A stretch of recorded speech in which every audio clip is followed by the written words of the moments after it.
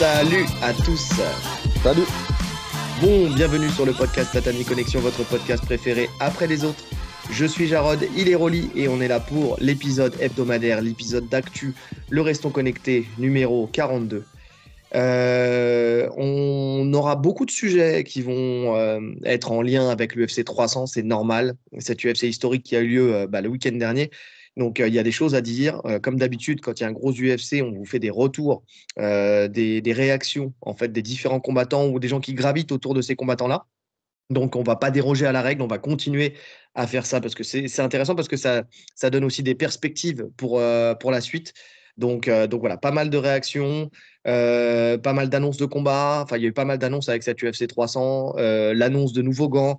Enfin voilà, il y a pas mal de sujets comme ça qui vont tourner autour de ce qu'il y a eu avec cette UFC 300 et ce qui s'est passé donc dans les prédictions de ce qui va se passer après. Donc voilà, on va parler de Cyril Gane aussi. Donc voilà, il y a pas mal de sujets cette semaine. C'est intéressant. Et on va commencer avec les réactions des combattants et de ce qu'il y a autour des combattants donc, pour cette UFC 300. Et on va commencer avec Jamal Hill. Donc, qui dit j'ai osé être grand face à l'adversité et à un grand défi, pardon, j'ai échoué au plus haut niveau du monde. J'ai répondu à l'appel 2 fois dans des courts délais et pour me battre pour un titre putain, pour lequel? Excusez-moi, c'est parce que là j'ai pas fait un screenshot, j'ai écrit. Donc et là visiblement j'ai j'ai fait un pâté pour lequel la plupart des gens ne se battent jamais, ne se battront jamais. Au suivant, Jiri, finalement, ça se produira. Donc, il a raison en soi. Il a raison parce que ce combat, il n'était pas obligé de l'accepter. On connaît tous la situation qu'il y avait autour de son opération. Le fait que sa convalescence, elle a été relativement courte pour une opération de ce type, parce qu'on rappelle qu'il avait une rupture du tendon d'Achille. Et il a eu le courage de venir. Il a eu le courage de le faire. Ouais, ça prouve aussi que la KT, elle n'est pas très remplie. Pour qu'il lui offre. Parce qu'il y a Jiri qui est absent 1 an. Il revient, il a le title shot. Tu as Jamal Hill, pareil, il a le title shot direct. Ça montre quand même qu'il n'y a pas beaucoup de monde. Parce que dans Ouais, les autres KT, tu ne peux pas attendre autant. oui, alors après, on parle de 2 personnes qui ont été blessées, mais qui avaient la ceinture. Tu vois, c'est des gens qui ont laissé la ceinture. C'est pas comme si ils revenaient de blessure. Tu sais, c'est pas comme si Rakic, par exemple, il avait eu le title shot directement. Là, on Ouais, parle non, de gens qui ont laissé leur ceinture en espérant la recombattre pour l'avoir en revenant, tu vois. Ok, d'accord, on accepte d'eux, mais quand on vient, on espère avoir la chance de la récupérer, tu vois. Ça, la ouais, différence. ouais. Après, est-ce que c'était un bon choix? Personnellement, je trouve pas. La ceinture, les deux, on ne l'avait jamais défendue. Donc là, on se concentre sur Hill. Il n'avait jamais défendu sa ceinture. Moi, je trouve que c'était quand même risqué. De toute façon, il le dit. C'était risqué de revenir à ce niveau-là après une telle blessure. Ça aurait été plus intelligent de faire un combat de reprise avant et de monter au titre après si ça passait. Sauf que c'était pas possible. C'était pas possible parce qu'ils avaient personne. Ils avaient besoin de vendre quelque chose. Et à choisir entre lui et Ankalaev, par exemple, parce que les deux pourraient être prétendants, tu vois. Enfin, Ankalaev, il aurait pu être prétendant pour ce combat, tu vois. Il y avait quand même plus de choses, plus d'entertainment, on va dire, autour de Hill qu'il n'y en aurait jamais eu autour d'Ankalaev. Ça, c'est sûr. Donc, l'UFC a fait le choix aussi du spectacle.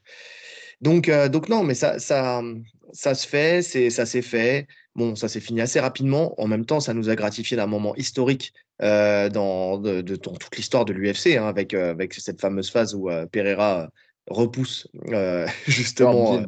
Herb Dean. Donc, euh, donc c'est pas mal, c'est pas mal pour l'image, pour le sport, pour la fête qu'a été cette UFC 300.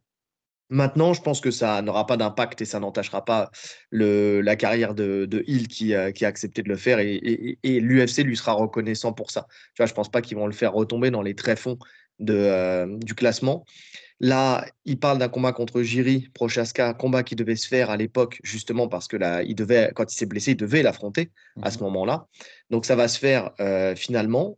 Je trouve ça intéressant comme combat. C'est un combat que je veux voir. Avec une bonne Bah, prépa de la part de Hill cette fois-ci. tu dis ça va se faire, on ne sait pas encore. C'est une supposition. Il n'y a rien d'officiel. Ouais, bon, il y Mais a des ça a du chances, hein. sens. C'est vrai que Ça a ça a du du sens. sens parce que ça libère la place en plus à Ankalaev pour le combat pour le titre. Voilà. Donc ça a du sens. Ankalaev qui appelle d'ailleurs hein, au Oui. combat pour le titre. Donc oui. Après, toute façon, Prochaska, je pense que tu lui proposes Pereira, il reprend tout de suite.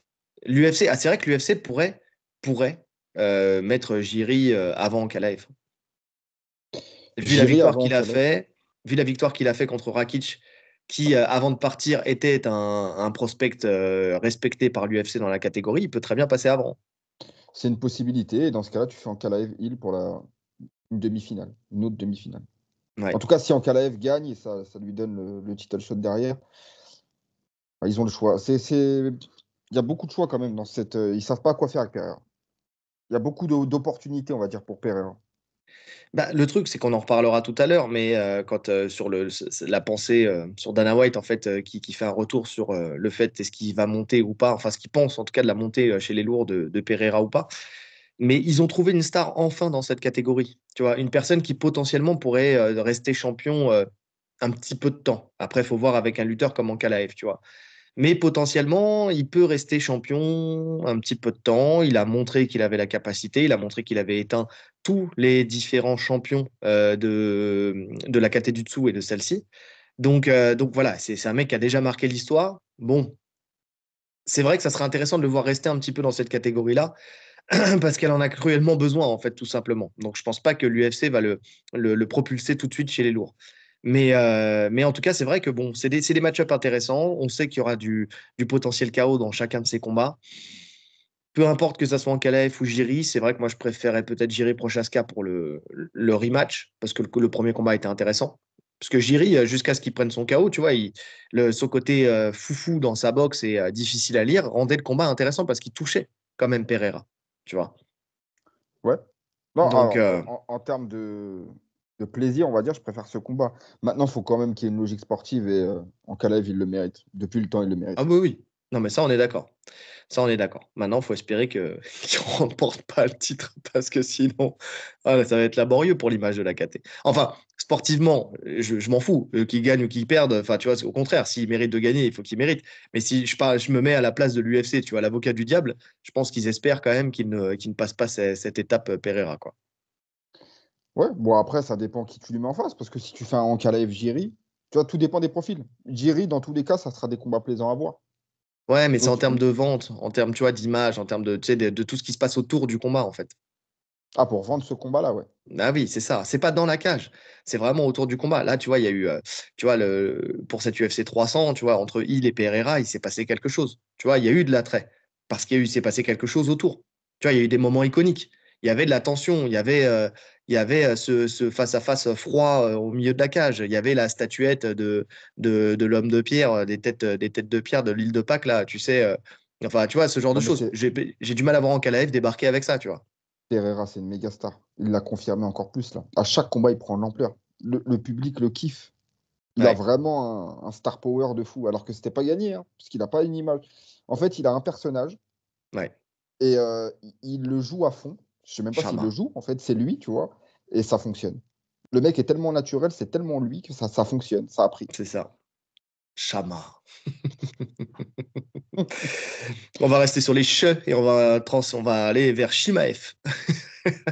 Shimaev qui donne son avis sur Bonical. Cette lutte, c'était de la grosse derme. Ah, pour ne pas dire le vrai mot. Nikal répond en disant qu'il est facile de le critiquer, car lui-même l'a fait. Mais il dit qu'il y a une différence entre eux deux. C'est que Shimaev, en fait, lui, il a un premier round et après, il n'a plus rien. Là où lui, Bonical, lui, il peut creuser l'écart tout au long du combat. D'ailleurs, c'est ce qu'il fait, en fait. Pour lui, s'il y a un combat entre les deux, il va prendre tous les rounds, d'ailleurs, de toute façon, et il va creuser l'écart au fur et à mesure du fight pour remporter ce combat.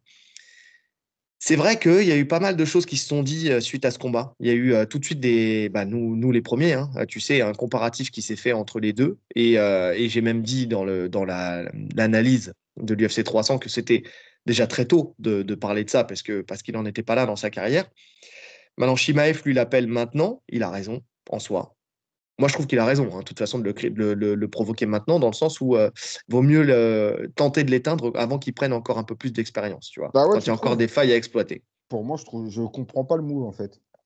Je comprends pas le move parce que Shimev, depuis le temps qu'on l'attend pour une ceinture, le mec fait 10 bons en arrière, quoi.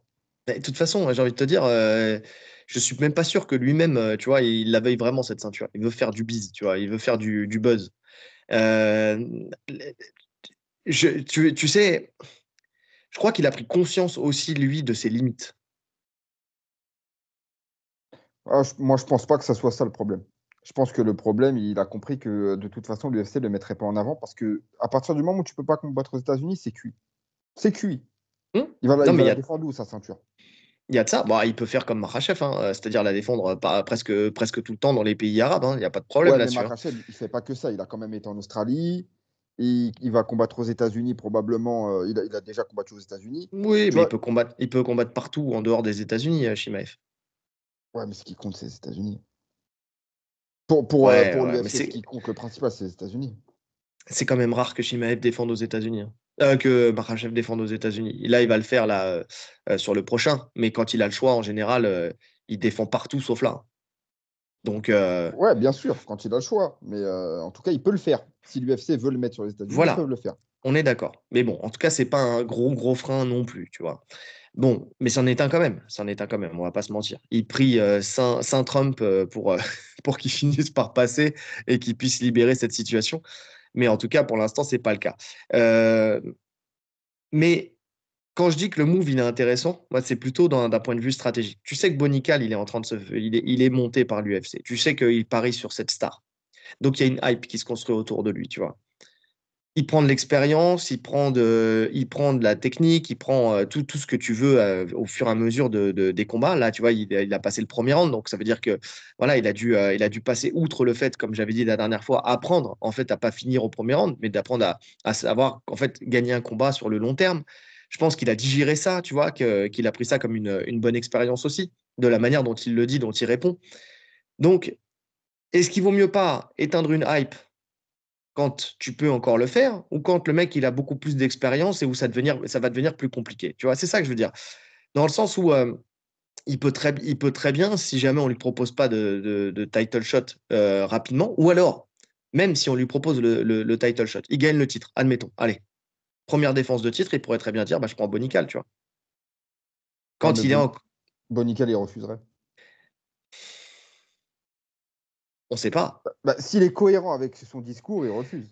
Ouais, mais il y a être cohérent, il y a être cohérent et il y a on te le propose. Tu vois, on est cohérent dans le sens où pour l'instant il s'estime loin d'y être et il y a l'UFC qui te dit frérot, c'est maintenant. Tu vois. Et tu sais que si on te dit c'est maintenant, tu sais pas quand est-ce qu'on peut te le proposer derrière, tu vois. Ouais, ça serait bête. En tout cas, moi, je pense que ça serait bête de sa part. Je pense aussi. Je pense aussi. Là-dessus, on est sur la même longueur d'onde. On a bien aimé justement son discours de fin de fight où il disait qu'il voulait prendre le temps. Mais bon, en tout cas, moi je pense que pour Shimaev, plus tôt il le prend et mieux c'est pour lui. Non, mais ça, c'est sûr. Ça, c'est sûr. Maintenant, je comprends quand même pas le move. C'est un aveu de faiblesse, en fait, de Shimaev, en provoquant Bonical, qui est à milieu de lui, où il est classé actuellement. Hmm. On est d'accord. On est d'accord. En tout cas, bon, il va dans mon sens, le Bonical, tu vois, dans le sens où j'ai pris, moi, sa défense, tu sais, parmi tous ceux qui disent que, il se ferait rouler dessus. Attention, hein, les styles font les. Enfin, tu vois, les mathématiques et des combats, c'est pas. Tu vois, ça, c'est pas comme ça que ça marche. Hein. C'est pas parce qu'il a été au deuxième round contre Brandage qu'il se ferait forcément rouler dessus contre Shimaev. Je dis pas que ça peut pas arriver. Attention, ne me faites pas dire ce que j'ai pas dit. Je ne dis pas que ça peut pas arriver. Mais attention, quand même, le niveau de lutte, pour moi, le niveau de puissance, il est clairement en faveur de Shimaev, tu vois, de force pure. Le niveau de lutte technique, il est en faveur de Bonical. Donc, et même le niveau de grappling, pour moi, il est au-dessus. Donc, à voir, à voir. Mais c'est Ouais. intéressant. Tu vois, il se démonte pas. Voilà, il y va. Et c'est, moi, je trouve ça, encore une fois, sa sortie, elle est logique. Enfin, tu vois, elle est, elle est Cohérente. cohérente. Merci. On l'a dit en même temps. Tu me l'as transmis par la pensée avant de le dire. Elle est cohérente. C'est vraiment ça. Tu vois, il dit pas, ouais, je vais t'éteindre au premier rang. Non, non, je vais creuser l'écart tranquillement. Je sais que je suis plus fort que toi techniquement. Je vais creuser l'écart tranquillement et je remporterai ce combat. Point. Et tu vois, il parle même pas de finish. Lui, pour lui, même à la décision, je m'en fous. Je sais que je te battrai. Donc j'aime bien Bonical. Non, c'est J'aime vrai que bien Bonical. son approche, elle est très intelligente, elle est très réfléchie. Ouais.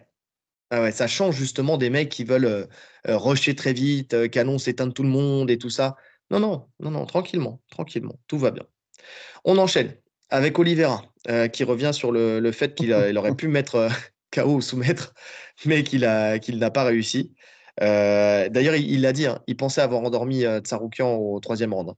Donc, ça explique pourquoi il a pas bougé non plus. Tu sais, tu disais, ouais, il aurait pu changer de position ou quoi que ce soit.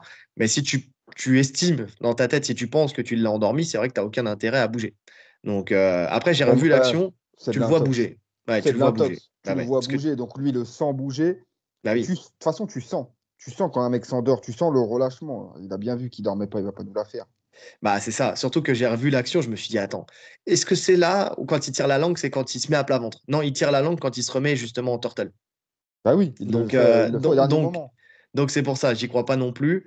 D'ailleurs, il y a j'aime bien les frères Miao aussi en ce moment là sur les réseaux sociaux tu sais, qui jouent beaucoup sur Internet, sur les vidéos et tout ça, et qui font tu vois, des petites explications de ce qui aurait dû être fait pour maximiser, tu vois, une technique ou quoi que ce soit. Et tu as un des frères, je sais plus lequel d'ailleurs, j'ai pas regardé, j'ai juste vu la vidéo, qui explique comment il aurait dû en fait le remettre sur le côté, venir chercher sa jambe avec les jambes pour venir renforcer son étranglement et faire taper à ce moment-là, tu vois. Donc prendre le risque de le faire. C'est intéressant, c'est intéressant. Les frères Miao, si vous ne connaissez pas, c'est deux frères champions de jiu-jitsu brésilien qui ne vivent que jiu-jitsu en fait. C'est pendant des années, je ne sais pas si c'est encore le cas, mais du matin jusqu'au soir, ils étaient sur un tapis en train de driller des techniques. C'est des mecs qui ressemblent à rien, ils ne vivent que jiu-jitsu, ils ont des mains, elles ont 112 ans, Ils n'ont pas de ligaments, ils ils sont en n'ont pas de caoutchouc. ligaments, je te jure.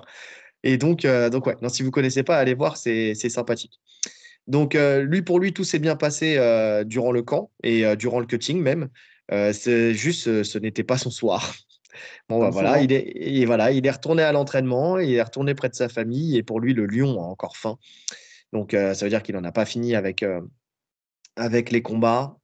Non, mais Pour après, moi, attends, qu'il n'en ait pas fini avec les combats, c'est logique, il a jamais gagné autant d'argent de sa vie. Là, il commence à rentrer dans la phase où il gagne vraiment beaucoup, beaucoup d'argent. Donc, c'est sûr ouais, qu'il va pas il finir gagne tout de suite. moins, hein. Il gagne moins. Enfin, là, on verra les salaires tout à l'heure, mais il est plus au million maintenant, hein. Ouais, mais il prend quand même des belles sommes. Il prend quand même des belles sommes. On est d'accord. On est d'accord. À ce Je, stade de veux- ta je, carrière, tu vas pas arrêter tout de suite. je veux bien prendre les sommes qu'il prend. On est d'accord. Bah, surtout s'il espère avoir un combat contre McGregor un jour, ce qui ne se fera jamais. Mais bon, voilà, là, ça serait encore le top pour lui. Pour moi, il a juste un problème, une problématique, hein, c'est qu'il n'a pas su réadapter son jeu suite à son combat contre Marachev. Tu vois, vraiment. S'il y a un truc à dire, un truc à faire, c'est que quand il y a un gros lutteur, tu vois, tu peux plus te permettre d'être en garde fermée. Des Mhm. gros lutteurs qui te mettent la pression dans la garde, qui vont te coller à la cage, qui vont. Tu vois, tu l'as vu contre Marachev, tu l'as vu contre Tsaroukian. Dès qu'il est dans la garde, il a plus de mal en fait à déployer son jeu technique, à venir bouger ses hanches pour pouvoir attaquer euh, triangle, juji, enfin tout ce que tu veux. Tu vois, il a eu du mal à le faire. Il a eu du mal à bouger. Pour moi, il faut qu'il ait une prise de conscience et qu'il modifie son jeu au sol adapté à ce type de profil. S'il veut reperformer un jour, c'est ce qu'il faut. Peut-être plus travailler en demi-garde, plus travailler en carte papillon, tu vois. Trouver quelque chose, trouver des bons lutteurs qui lui mettent la pression En fait, pour moi, l'essentiel de son pardon, 1, 2, 3. L'essentiel de son entraînement, c'est pas de revenir à la salle et de refaire ce qu'il faisait d'habitude. C'est d'essayer pour l'instant de décortiquer le jeu, de décortiquer les vidéos et d'essayer de trouver des failles. Tu vois, de faire un peu de cérébral avant de refaire un peu de physique, tu vois ce que je veux dire? Ouais, il y a ce point-là. Maintenant, je pense quand même qu'il y a toujours deux Oliveira. Celui qui vient en mode guerre et celui qui vient en mode attentiste. Et le fait d'être attentiste, ça lui réussit pas. Parce que même sur la partie striking, sans parler de sol, de garde fermée et Hmm. tout, c'était pas le Oliveira guerrier, tu vois, qui va de l'avant. Ouais. Donc, en fait, mais, même au sol, même en garde fermée, d'habitude, il est beaucoup plus agressif. Tu vois, il est beaucoup plus dans les frappes, beaucoup plus. Là, tu sens qu'il n'était pas là. Ah, il pouvait pas, surtout. Il n'y arrivait pas. Il Il n'y essayait arrivait même pas. pas. Ouais. Encore que tu essayes et que tu te fais contrer. Mais là, il n'y avait aucune tentative. Si ce n'est, en fait, sur des erreurs quand il De se Tsaroukian. découvrait, Tsaroukian, tu vois? Mais, de lui-même, il allait rien chercher et les rares fois où il a été, il a réussi. Quand il fait le renversement au premier round pour se relever, il réussit. Tu vois? Comme quoi il pouvait quand même y aller. Ah, Moi, je il pense qu'il galère hein, pouvait quand même, hein. Il Il galère galère, à mais il se relève. renverser, hein. Ouais. Parce qu'il y a plein de moments où il part en garde papillon, il fait comment dire, des tentatives de renversement qui sont bien contrées par Oliveira, par Tsarukyan. Ouais, mais je pense quand même que sa force, c'est quand il dicte le rythme. Et là, à aucun moment, il l'a dicté. Ouais. Toi, tu penses qu'il y a un Oliveira et un Oliver B? Ah, elle est pas mal celle-là. Exactement. C'est très bien résumé. Ouais, bah écoute, peut-être, peut-être. C'est très Faut bien voir. résumé. Donc ouais, on verra ça, mais en tout cas, voilà, c'est autant la première fois, le côté c'était pas mon soir, je la comprends, autant là, c'était pas mon soir. Non, je pense que c'est des profils qui lui conviennent pas. Tu vois, c'est pas une question de soir ou pas soir. Moi, je pense vraiment que. Parce que là, c'est pas son soir sur deux profils similaires, tu vois. Ouais, je suis d'accord. Et on l'avait vu contre Kevin Lee au premier round, il se fait rouler dessus aussi. Tu vois, donc c'est vrai que le profil lutteur, ça le dérange. Maintenant, alors à part contre Makachev, hein, mais il a quand même ses temps forts où finalement il peut finaliser. Parce que Ouais, mais c'est. s'il finalise Sarouki en premier round sur la guillotine, on n'a pas cette conversation. Ah ben non, ça reste un top fighter, il n'y a pas de souci là-dessus. Mais ouais, c'est vrai que le profil lutteur, c'est compliqué. Alors que le plus con, en fait, c'est que maintenant, il a la lutte adaptée pour contrer les lutteurs. Parce qu'on voit que quand il veut défendre la lutte de Tsarukyan, il la défend. Hmm. Il la défend même très bien. Non, c'est ouais, comme tu as dit, problème Mais, stratégique aussi. mais c'est pour ça, c'est ce que je te dis. Moi, pour moi, c'est pas un problème de lutte, c'est un problème de sol. C'est d'avoir un style au sol qui lui permet de soit de travailler, soit de se relever, tu vois, ou alors de renverser, mais dans des conditions plus idéales pour lui, quoi. La garde papillon, finalement, contre les lutteurs qui ont un bon jeu de pif-paf avec les hanches, tu vois, ça, c'est une bonne pression, qui savent bien gérer leur. Parce que c'est ça, hein, que ça soit Tsarukyan ou Makhachev, c'est la même chose. C'est-à-dire qu'ils cassent bien le crochet papillon pour pouvoir rester et presque limite passer la garde. Tu vois, et c'est ce qui lui a fait défaut dans les deux cas. Donc, si tu sais que ça, c'est quelque chose qui fait défaut, c'est pour ça que je te dis, en fait, que il y a un truc à voir, il y a un truc à travailler à ce niveau-là. Tu vois, faut voir. Faut voir, mais Après, en tout cas, ça reste une split. Hein. Ça reste une split où ça pouvait basculer de l'autre côté. bien sûr. Où Tsarukyan, il n'a pas plus convaincu que ça non plus. Hein. Quand j'entends les gens parler de la performance, elle n'est pas incroyable, la performance de Tsarukyan. C'est pour ça qu'on ne veut pas forcément le voir tout de suite contre Makachev. Donc non, c'était quand même un combat très serré. Ouais. Ouais, ouais, non, mais c'est vrai, c'est vrai. Mais bon, il n'empêche que tu peux pas t'arrêter là-dessus. Tu vois, faut pas non plus, tu vois, s'arrêter là-dessus et se dire, bon, bah, c'était serré, donc je vais continuer à faire comme je fais d'habitude. Ouais. C'est 2 fois que ça passe pas. En fait, c'est là où je dis qu'il faut prendre ça aussi comme une opportunité de trouver la petite chose. C'est pas tout changer. Mais avec ce profil-là, de trouver la petite chose qui ferait la différence et qui lui permettrait de ne plus être dans une split, mais d'être dans une victoire écrasante, tu vois, même si tu vas à la décision. Ouais, ouais. C'est ça le truc. Donc voilà, Tsarukyan, lui, a donné beaucoup de respect à Oliveira, en mettant en avant son humilité, sa sympathie, mais aussi sa force et sa dangerosité. Pour lui, ils sont au même niveau avec Islam, tu sais, en termes de combat. Par contre, Oliveira, pour lui, est plus dangereux parce il peut plus te finir au sol, mais même en boxe, tu vois, il a senti qu'il était très très puissant en boxe aussi. Donc, d'ailleurs, il revient sur la guillotine qui était plus que verrouillée et à laquelle il disait qu'il ne savait pas en fait comment sortir. Et il est sorti vraiment à l'instinct, entre guillemets, mais un instinct qui a bien fait les choses parce que finalement, il était bon dans sa sortie. Et donc, ouais, non, non, c'est pour ça. Pour lui, en fait, il a vraiment, ouais, il a vraiment pris beaucoup d'expérience, tu sais, face à un combattant. Tu vois, pour lui, en fait, le fait d'avoir combattu contre Oliveira, combattre contre Makhachev, tu vois, c'est la même chose. Tu vois, c'est le même niveau. Il y a pas, c'est pas plus risqué que de combattre contre Makhachev. Ouais. Bon, après, j'ai envie de te dire, c'est un peu logique d'encenser le mec que tu viens de battre. Après, ça grossit aussi ta victoire, de dire que le mec, c'était un monstre, forcément. C'est quand même pas pareil en termes de style. Ils apportent pas les mêmes choses, Makachev et Oliver. Ouais, mais je pense que lui estime que justement, le Pour style lui, de. Voilà, il parle pour ouais, lui. ouais, Pour lui, pour le lui, style c'est vrai que. d'Oliveira, c'était plus dangereux que Makhachev dans un style qu'il connaît parfaitement, finalement, puisque c'est le même style, entre guillemets. Ah, ouais. Ah, je suis d'accord. C'est vrai que pour lui, stylistiquement, de toute façon, on l'avait dit dans notre analyse, hein, c'était sûrement un des mecs les plus dangereux de la KT. C'était son plus gros test. Hein. Ouais. Non, ce qu'il met en avant, par contre, c'est le fait que, justement, vu que ça soit une grosse star, qu'il y avait un gros enjeu et tout ça, il ne s'attendait pas à ce qu'il y ait autant de respect de la part d'Oliveira vis-à-vis de lui, tu vois, qu'il le check. Tu vois, il ne s'attendait pas à ce qu'il se check ou à ce qu'il. Tu vois, humainement, il a beaucoup apprécié la personne aussi.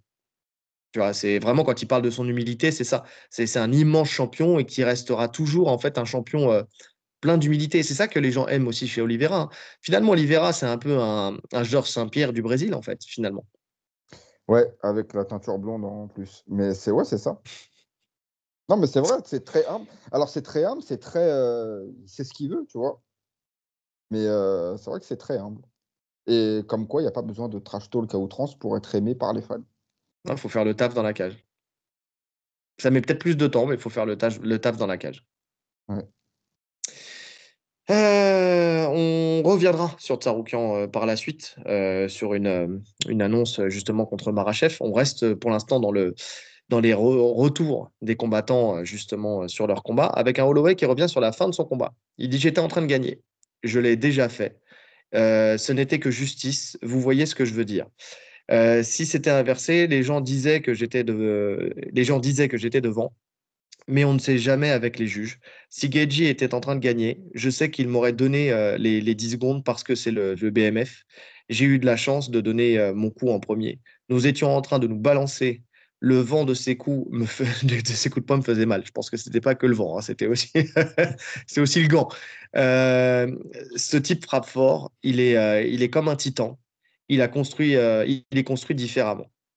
Donc ouais, il a vraiment pour le coup, effectivement, il revient là-dessus sur le fait que voilà, il aurait pu laisser dérouler le combat, mais il a décidé d'offrir en fait sa chance à Gaethje dans les dernières secondes en disant voilà, c'est BMF, on y va, on se fout sur la gueule. Et je sais que lui aurait fait la même chose, quoi. De toute façon, il le fait à chaque combat, Holloway. C'est devenu Ouais. sa signature. Il l'a fait contre Allen, il l'a fait contre tout le monde, en fait. Sur ses derniers combats, en tout cas, il le fait souvent. Ouais, bah, écoute, c'est passé, tant mieux pour lui. Ça nous a offert un moment historique. Si ça serait pas passé, on aurait dit qu'il a fait le con, mais bon, c'est le jeu. C'est un peu sa roulette russe à lui, quoi. Exactement. Ouais. Et Ouais, non, c'est ça vrai. peut se retourner, hein, parce que Korean Zombie, je crois, quand il fait l'accélération sur Yair Rodriguez en fin de 5e round, il gagne le combat si ça va à la décision. Rien ne le force à faire cette accélération. Ouais. Il décide Non, quand c'est même vrai. d'accélérer, il prend un KO, et là, tout le monde dit il a fait le con. Et là, ça a payé. Ouais, mais c'est ce panache qui fait aussi les grands combats, tu vois. Donc il y a eu un gros respect entre les deux. Il y a eu ce moment mythique aussi de la conversation téléphonique où tu as Dana White qui donne le téléphone à Holloway, tu sais, et il lui dit: t'es un putain d'animal, mon frère. Arrête d'envoyer des kicks dans ma jambe. T'es vraiment un trou du huc pour ça. Tu es l'homme, mon frère. Merci d'avoir accepté le combat. Et tu as Justin Gaethje par la suite qui tweetera aussi, il met: «Quel sport, Max Holloway, tu es un chien, bravo, double bonus bien mérité». Donc énorme respect entre les deux. Vraiment, pour le coup, je pense que je sais pas s'il y avait un respect, je pense qu'il y avait une crainte et un respect comme ça déjà à la base. On l'a dit, ça s'est vu dans leur manière de combattre.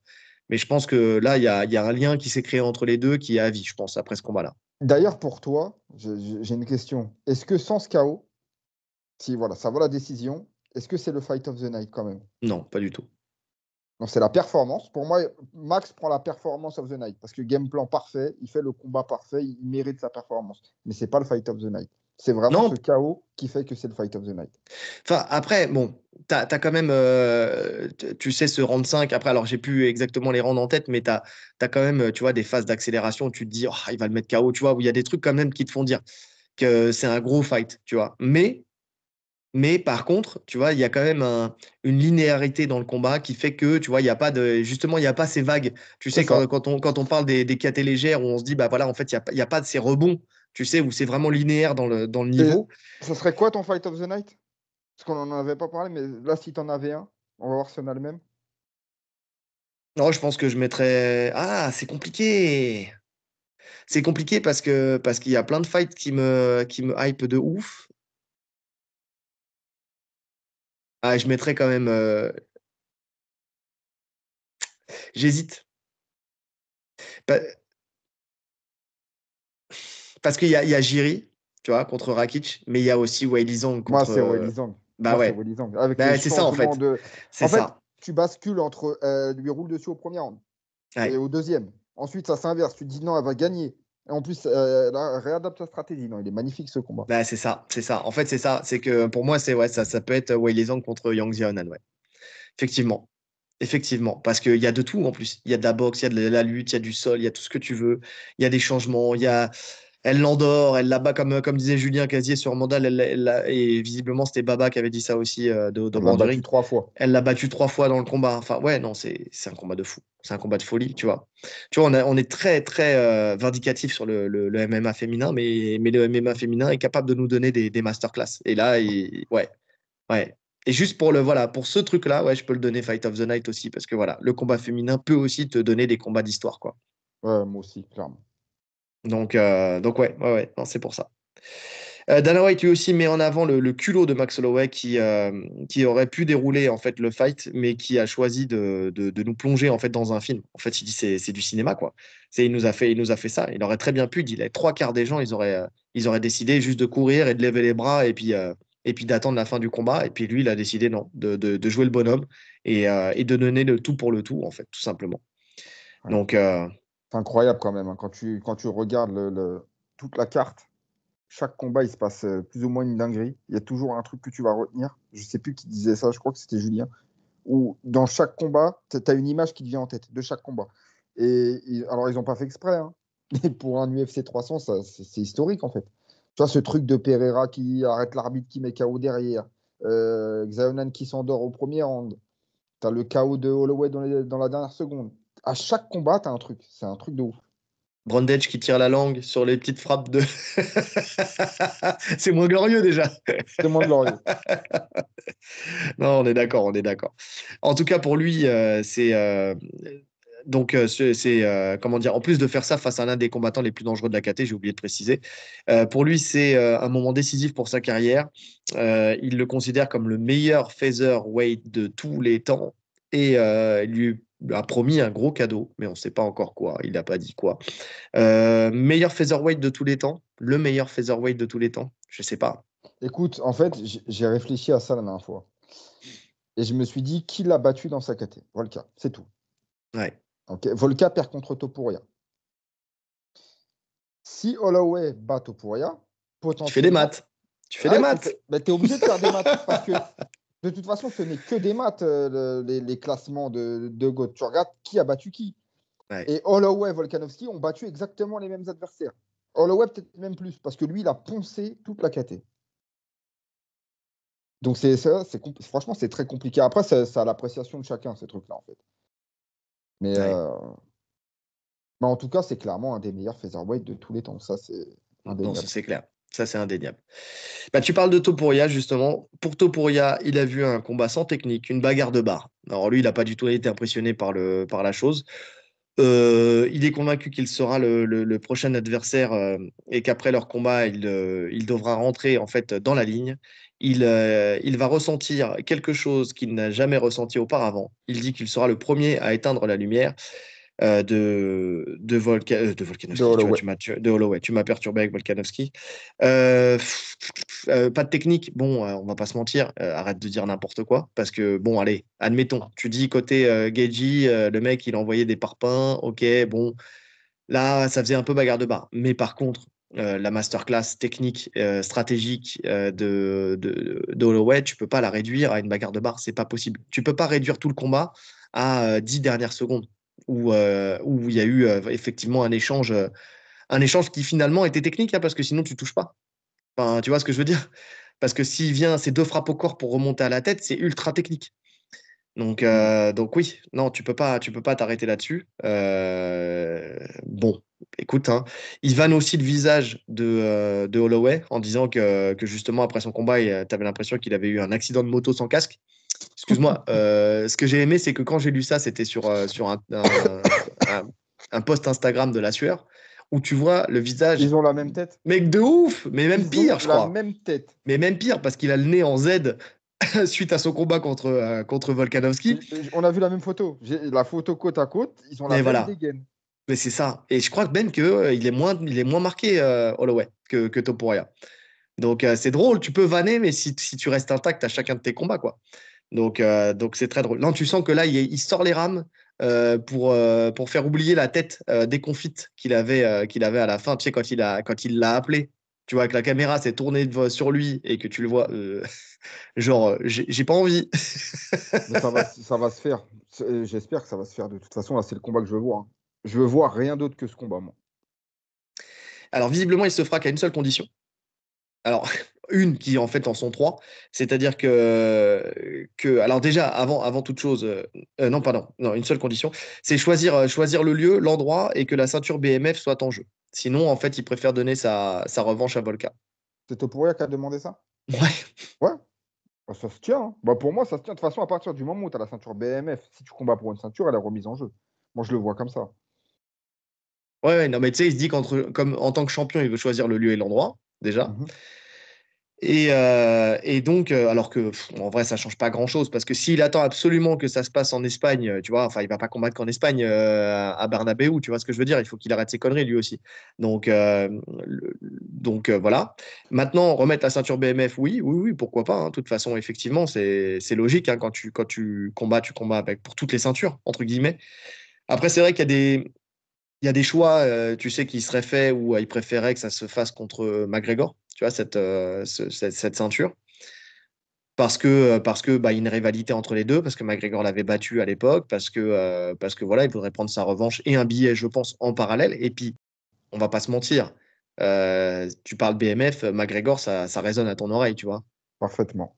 Donc, euh, donc Parfaitement. voilà. Après, là, il a de la chance que ça colle aussi plus ou moins avec Topuria. Tu vois, ça passe, c'est pas déconnant. Mais c'est vrai qu'en remettant la ceinture à chaque fois en jeu, si tu dois combattre pour la ceinture, tu seras amené à combattre des mecs qui ne sont pas forcément des BMF. C'est pour ça Donc, que tu vois, elle la perd sa remettre, valeur. la remettre tout de suite en jeu à chaque fois, enfin, la remettre à chaque fois en jeu, je pense que c'est pas forcément super. Tu vois, il faut vraiment que cette ceinture soit faite effectivement pour des affrontements qui valent le coup, quoi, qui collent. Tu vois. Là, ça collait Mm. parfaitement. Ouais. Ah, mais je trouve que contre Topuria, ça colle aussi, hein. Contre Topuria, ça colle aussi, effectivement. Mais bon, on verra, hein. On verra après comment ça se passera. Mais ouais. En tout cas, Holloway, il a répondu. Il a dit que ce n'est que de l'amour, champion. Je te verrai bientôt. T'inquiète pas. Bisous, cœur, j'arrive. C'est les réponses que je kiffe, ça. De ouf. Il s'en C'est là, fout. Je ouais. crois que, tu sais, là, je crois en plus qu'Holloway, il est dans un état de grâce où il va être en confiance de ouf, mais tout en restant toujours parce qu'il a de l'expérience, tu vois, il va pas se jeter dans la bagarre. Donc je kifferais effectivement voir ce combat aussi, parce que je pense qu'on aurait un Holloway Prime contre un Topuria, tu vois, Prime aussi, hein, finalement. Il est Prime, Ouais, là, je pense. ouais, oui. Non, mais de toute façon, on va le voir. Dana, il va nous le donner. C'est le seul combat qui a du sens dans cette KT. Ou alors, comme tu as dit, la revanche contre Volka. Mais honnêtement, après la performance de Holloway, là, je pense que tout le monde a oublié. C'est fou, hein, comment ça se joue sur une performance. Mais après ce coup d'éclat, là, ça y est, tout le monde veut voir ce combat. Volka, il passe second. Mais tu vois, moi, ce que j'aime, parce que tu vois, quand tu dis c'est fou à quel point ça change vite les choses, tu repars quelques semaines en arrière. Tout le monde était en train de dire, après la victoire justement de Topuria, Holloway, aucune chance. De toute façon, il va monter, il va se faire défoncer contre Mhm. Geji. Il sera plus jamais le même derrière. Là, après, plus question de le voir contre Topuria parce que de toute façon, après s'être fait défoncer moralement, il sera complètement en dessous. Donc Topuria, ça va être une classe au-dessus et ça sera impossible de faire un vrai combat avec ça. Il est en Ça va train de trop faire, vite. il fait fermer sa bouche à tout le monde finalement. Ouais, ça va trop vite. Mais j'aime ça parce que moi, je le voyais plus comme ça, tu vois. Et je pense que toi aussi. Tu vois qu'il n'allait pas se faire rouler dessus. Alors, ça allait être un combat, on ne savait pas s'il allait gagner ou pas, même si pour nous, on avait pronostiqué dans ce sens-là. Mais je ne voyais pas l'incidence, en fait, pour la KT du dessous. Pour moi, il avait encore tout. Les gens sont trop restés sur le fait qu'il s'est fait battre contre Volkanovski, et donc voilà, c'était pas possible de combattre contre Topuria. Moi, je pense qu'il a ses chances contre Topuria. Vraiment, il a ses chances contre Topuria. Bien sûr qu'il a ses chances. Et stylistiquement, il a plus ses chances contre Topuria que contre Volkanovski. Et oui, c'est ça en fait. C'est pour ça qu'on dit qu'il faut pas faire des maths aussi simples. De j'ai perdu, t'as gagné, donc je vais gagner, tu vois. Non, non, c'est pas comme ça que ça marche. C'est pas comme ça que ça marche. Et effectivement, stylistiquement, il a plus de chance. Et au sol, même au sol, parce que tu sais, les gens vont dire oui, mais au sol, Topuria, c'est une autre classe et tout ça. Holloway, il tourne très très bien au sol, hein. J'ai vu d'ailleurs hier ou avant-hier une vidéo de lui qui tourne en jiu-jitsu brésilien, parce qu'il est ceinture marron de jiu-jitsu brésilien. Il tourne Et il très bien. tournait en kimono, il tourne vraiment très bien. c'est pas un peintre au sol, hein. C'est pas parce qu'il le met pas en application qu'il peut pas le faire. Donc ouais, non, ce combat-là, il me hype de fou. Et puis en plus de ça, je pense que Topuria va vouloir l'éteindre, donc il va rester debout. Et debout, c'est pas gagné quand on voit la masterclass qu'il est capable de faire avec l'intelligence, là, contre un mec qui boxe en anglaise. Parce que finalement, quand tu regardes les styles, alors c'est une anglaise beaucoup plus propre que celle de Geji, mais sinon, c'est des calf kicks de la même manière. Là, maintenant, tu as eu la réponse, tu sais qu'il gère les calfs, et tu sais qu'il arrive à garder la distance avec des coups de pied retournés au corps, par exemple, ou avec des front kicks ou ce genre de choses pour garder à distance, justement, un boxeur, un mec qui boxe en anglaise. Tu vois? Ouais. Ouais, c'est le même style, à ceci près qu'il y a quand même un monde d'écart de vitesse entre Gedji et Topuria. On est d'accord. Que c'est sur ça qu'il se fait dominer, Gedji. Parce qu'il est bien, bien plus lent que Holloway. Ouais. Ah, mais Holloway était encore très rapide, tu vois. Donc ouais, c'est que de l'amour. On verra ça bientôt. On verra ça bientôt. Ouais. Dernière réaction, celle de Godard. Ah oui, celle de Godard qui dit que sur cette victoire spectaculaire, en fait, il a crié ce qui ne lui était jamais arrivé en fait en 20 ans de carrière. Il a même demandé à l'UFC de partager la vidéo avec son micro ouvert pour pouvoir entendre sa réaction. Bon, finalement, ça ne change pas grand-chose. Il dit, il savait Mais plus quoi dire. il a bugué, le mec. Ah, il a bugué, mais en anglais. Donc voilà, mais en tout cas, Ouais, il dit que ça lui était jamais arrivé de crier pendant un ouais, combat. tellement il a été surpris en fait par cette victoire en fait sur le buzzer quoi, sur la dernière seconde quoi.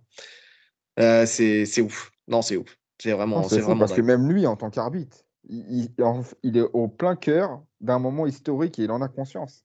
Ouais. Non, non, c'est vrai. Combat de l'année, peut-être. C'est juste avec ça, ça peut devenir le combat de l'année. Avec cette fin, avec ce finish. Alors, en tout cas, KO de l'année, c'est une certitude. Ouais. Ça, Oui, c'est je une pense pas qu'il y aura certitude. mieux. Je pense pas qu'il y aura mieux dans l'année, quoi. Bah, avec la valeur que ça, en plus, avec le titre en jeu, BMF, etc., toute la symbolique, c'est difficile de faire mieux. Ouais. J'aime bien Volkanovski. Je sais pas si tu as vu qu'a précisé un mec, je crois, qui faisait des travaux chez lui ou je sais pas quoi. Moi, J'ai je l'ai battu battu ce 3 mec fois trois quand même, fois. hein. Elle m'oubliait pas, hein. Moi, je l'ai battu 3 fois quand même, hein.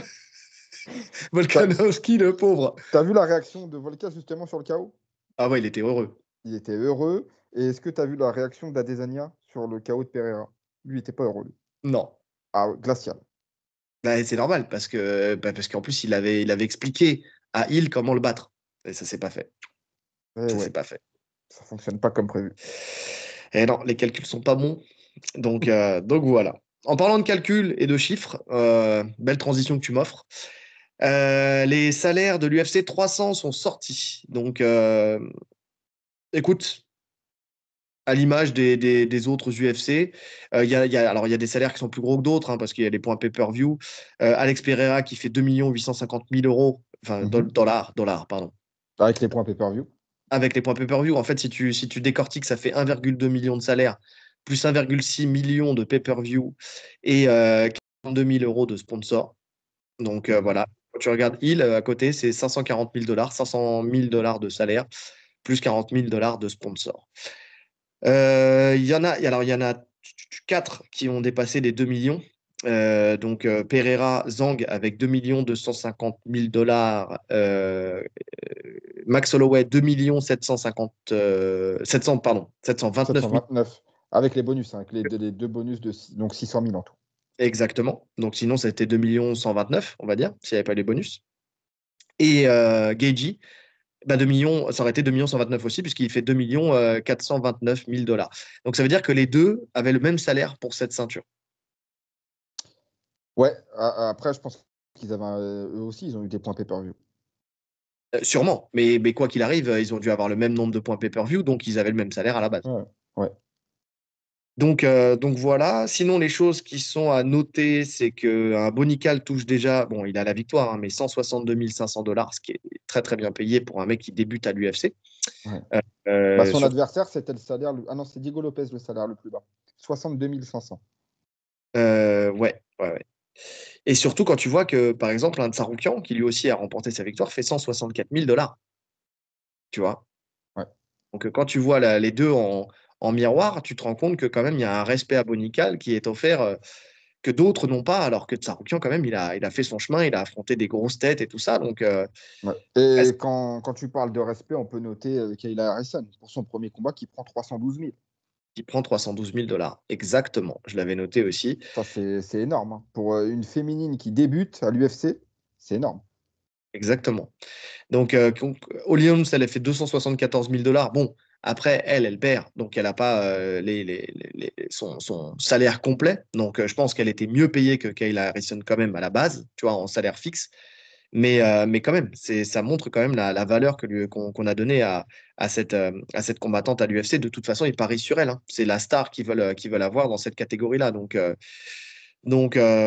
voilà, elle est mieux payée par exemple que Jiri Prochaska qui a 212 500 $. Ouais.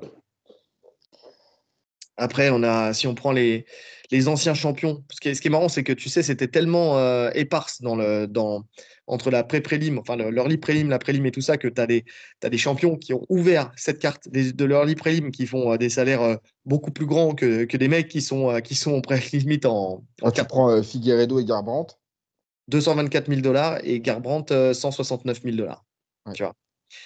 Donc voilà. Jim Miller, bon, lui, il a l'ancienneté pour lui, mais 179 000 $ contre Bobby Green, 124 000 $. Donc 124 000 $ en sachant qu'il y a la victoire, hein, donc il a doublé son salaire à ce moment-là. Tout. Ouais, qu'est-ce qu'on a d'autre qui est intéressant? Aljamain Sterling, 274 000 $. C'est pareil, c'est pas énorme, hein. C'est pas énorme du C'est tout, très hein. faible même. C'est très faible parce qu'il gagne. Ça veut dire qu'il double.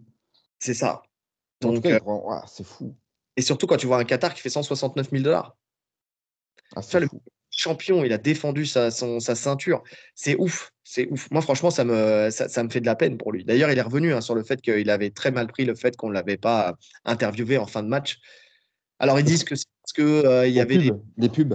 bandes, mais quand même, quand même. C'est quand même bizarre que les deux seuls combats où ça s'est pas fait, c'est Andrade, donc combat féminin, tu sais, des tréfonds de la carte, et puis là, Sterling, quoi. C'est Ouais. ouf.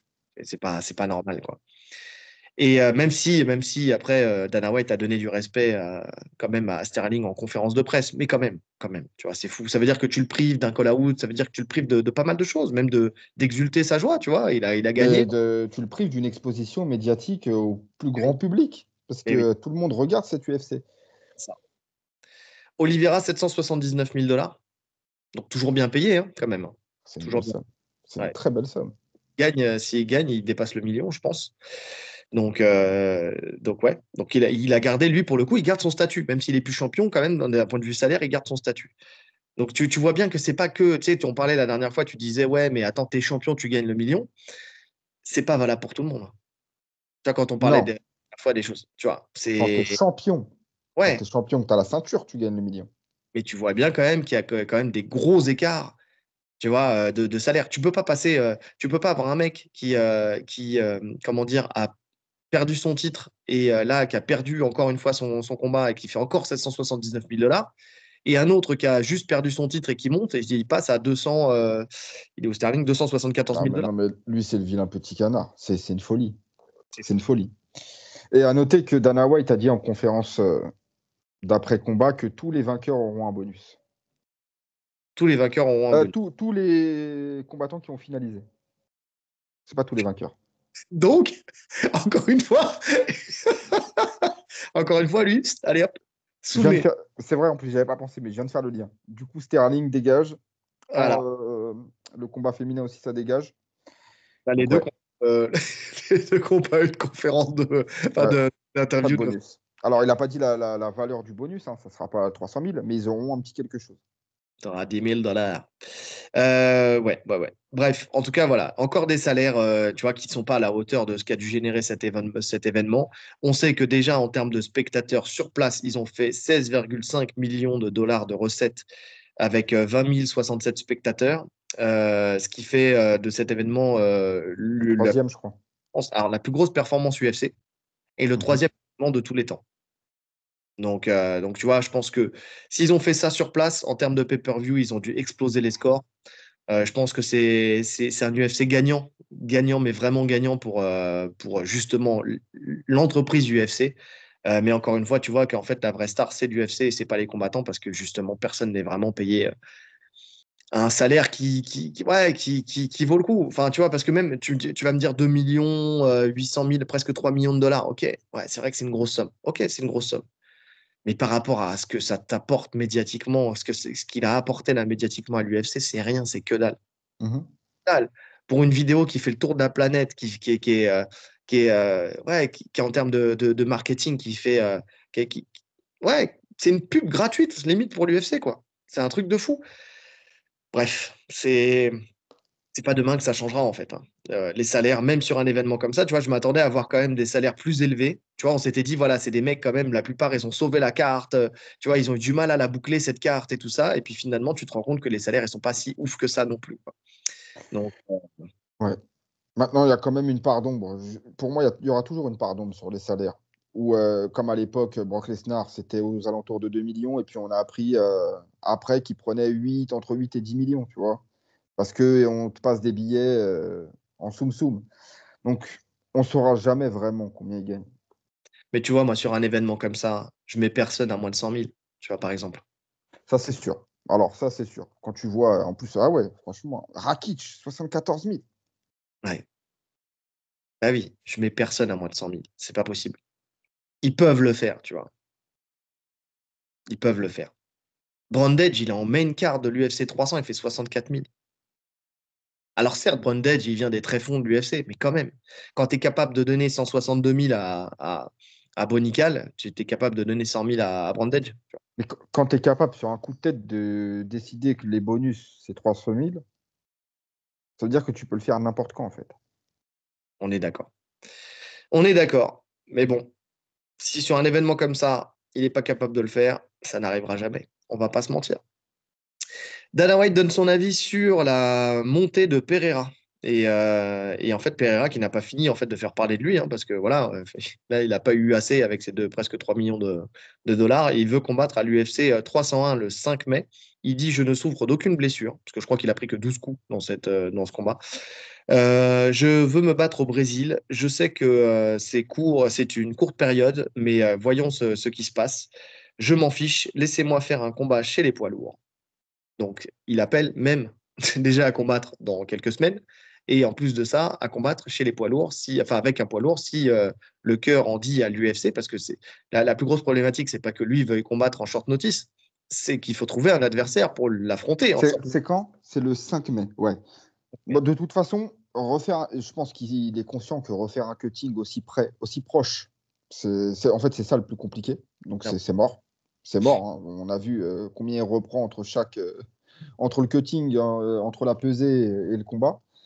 Ouais. Donc, c'est mort. Donc, ouais, poids lourd. Maintenant, poids lourd, ça va jamais se faire. Sauf s'il il est prêt à. En fait, ça dépend. Quand il dit poids lourd, est-ce qu'il est prêt à combattre pour autre chose que le titre?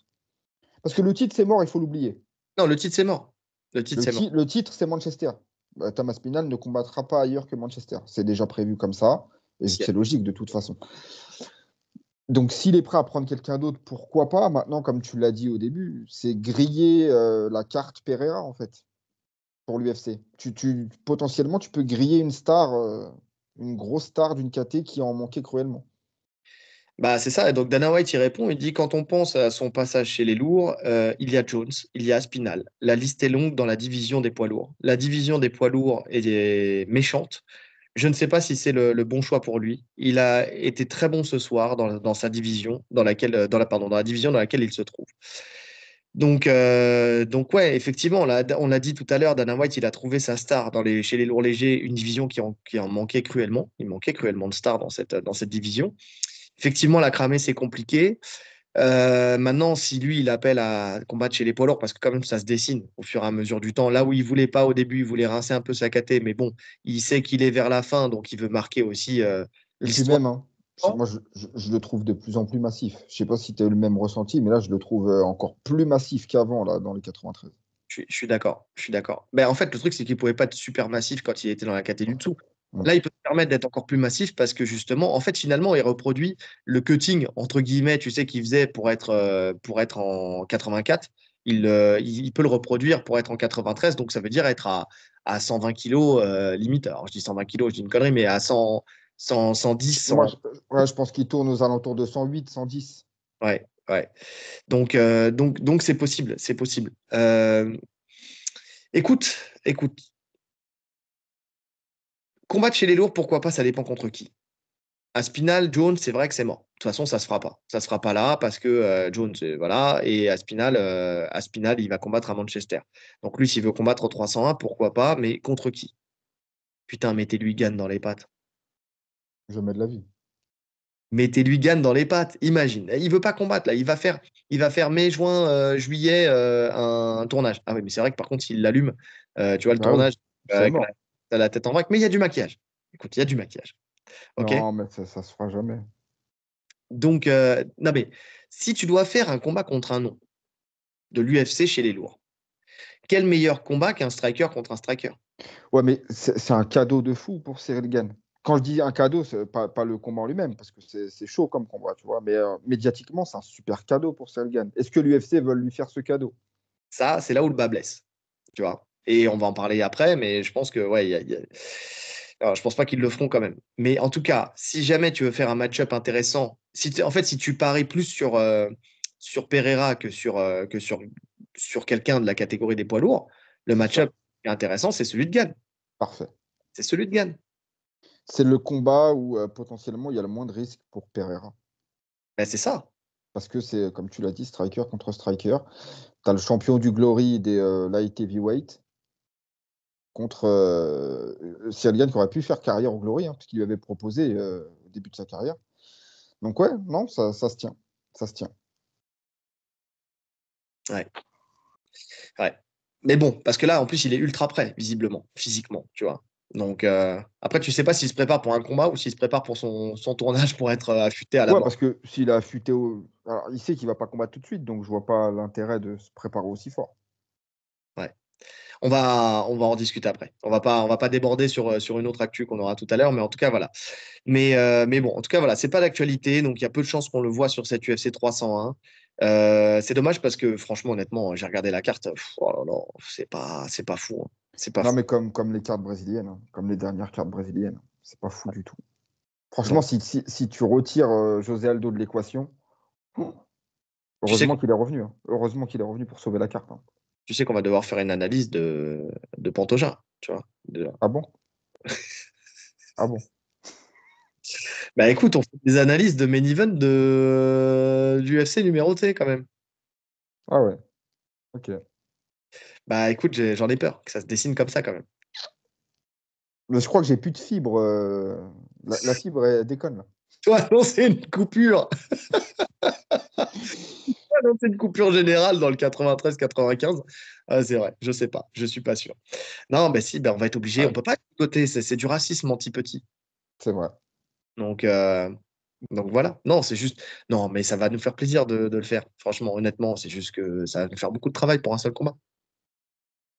Non, en plus, il faut le faire. Non, c'est vrai. À chaque fois, on boycotte, on passe à travers. Là, c'est le seul combat. C'est le seul combat, en fait, de la carte, à part Aïe, José Aldo. ouais. Aldo Baccion. Ouais, bah oui. Donc on va pas avoir le choix. Donc on le fera. On le fera. Là, j'ai été obligé de le dire en live, comme ça, tu vois, on n'a pas le choix. On n'a pas le choix. Et ouais. Surtout que là, en plus, on avait un rythme de ouf, là. Deux épisodes par semaine. Là, ça va être. Voilà, il va falloir quand même continuer à nourrir ça, quoi. Ouais. Ah, bref, on va voir. On va voir ça. Euh, on reste sur les classements. Enfin, en tout cas, enfin, non, on reste pas, mais on reste à l'UFC, au moins. Et on va parler des changements en fait dans les classements UFC. On va commencer par Holloway qui, lui, est classé 9 maintenant chez les lightweight derrière Fiziev et classé 8 en pound for pound derrière Volkanovski. Donc, une grosse entrée justement dans le top 10 des lightweight après cette victoire contre Gaethje. C'est bien. C'est bien parce que ça veut dire que ça ouvre des perspectives en fait pour la suite, pour lui, dans cette KT. Ouais. Alors, ça, c'est top. Alors, le point for point, comme je te l'ai déjà dit, et je pense que tu es d'accord, c'est pas quelque chose qui a de la valeur pour moi. Je m'en fous complètement. Par contre, le classement des catégories, c'est intéressant parce que, comme tu dis, ça donne des perspectives. Et potentiellement, Bon, là, maintenant qu'il a le combat pour le titre quasi assuré, en tout cas, s'il le veut, il l'aura contre Topuria. Je pense qu'il va redescendre. Mais s'il décidait à terme de monter, ça peut être intéressant. Bah, de Il y toute a façon, plein- il peut faire la navette entre les deux KT, hein. Tu penses qu'il veut faire la navette entre les deux KT? Je pense, c'est ce qu'il dit. Donc, tu penses que s'il il prend la ceinture à Topuria, il remonte? Moi, j'y crois pas, hein. Je pense que s'il prend la ceinture, il reste chez les Feather. Écoute, il avait dit que sa stratégie de carrière, qu'il voulait gagner contre Geji, descendre prendre la ceinture à Topuria et remonter prendre la ceinture à Islam. Alors, sans défendre la ceinture chez les Feather, juste la prendre en one shot. En même temps, la défendre chez les Feather, il va se Il a taper Volk battu tout le monde. Il quatrième a battu fois. tout le monde. Enfin, tu vois ce que je veux dire? Ce qu'il veut là, je pense, c'est reconquérir sa ceinture chez les Feather et après monter peut-être même définitivement, tu vois. Oui, alors si c'est dans ce sens-là, oui, c'est faisable. C'est faisable. Mais il y a plein de combats, même hormis le champion, hein, hormis Makachev, il y a plein de combats qui m'intéressent, moi, dans cette catégorie. Ne serait-ce que le mec au-dessus, tu vois, Fiziev Fiziev, une revanche contre Poirier, contre Poirier, Chandler. Chandler. Ouais, ouais, ouais, ouais, ouais. Non, franchement, ouais. Voir si Bah, Chandler va faire la tête comme Geji. je pense quand même qu'il y aurait des profils très problématiques pour lui dans cette catégorie. Je suis en train de manger tout seul. J'ai pas entendu ce que tu as dit. J'ai dit Chandler, est-ce qu'il va faire la crêpe comme Geji? Chandler, crêpe, crêpe, crêpe. Ok, d'accord. Ouais, enjaille-toi tout seul.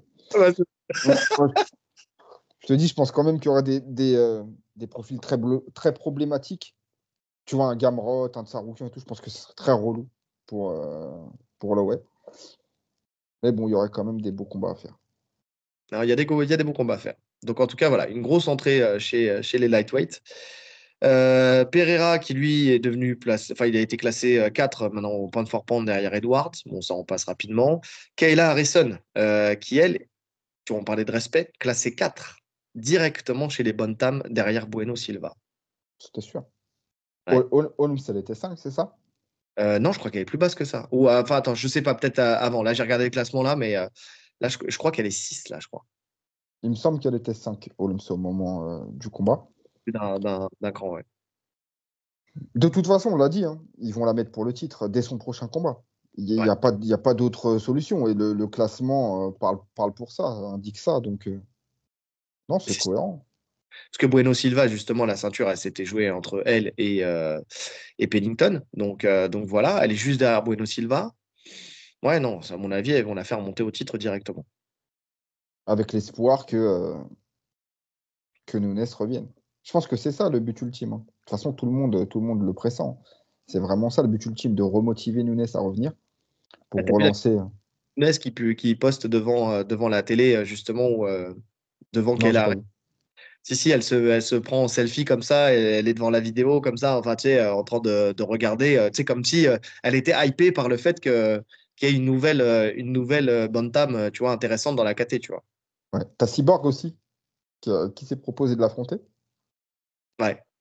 Ça se fera pas. Mais parce que Cyborg et l'UFC, c'est pas trop en bon terme.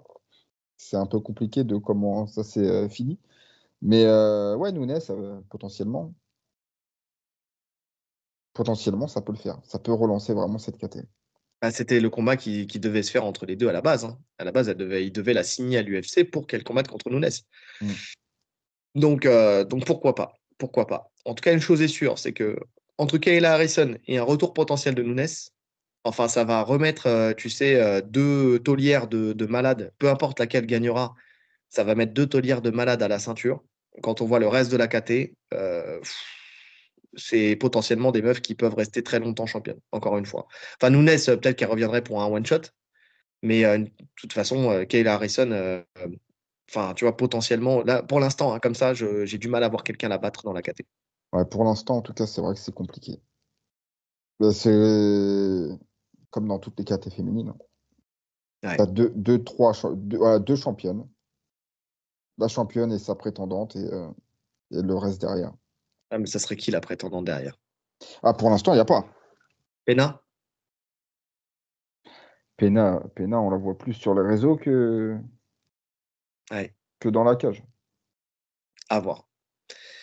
Dernier petit point au classement, Tsarukyan qui passe devant Oliveira, qui finit numéro un des lightweights, donc qui lui donne une opportunité d'aller chercher le titre dans la foulée, hein.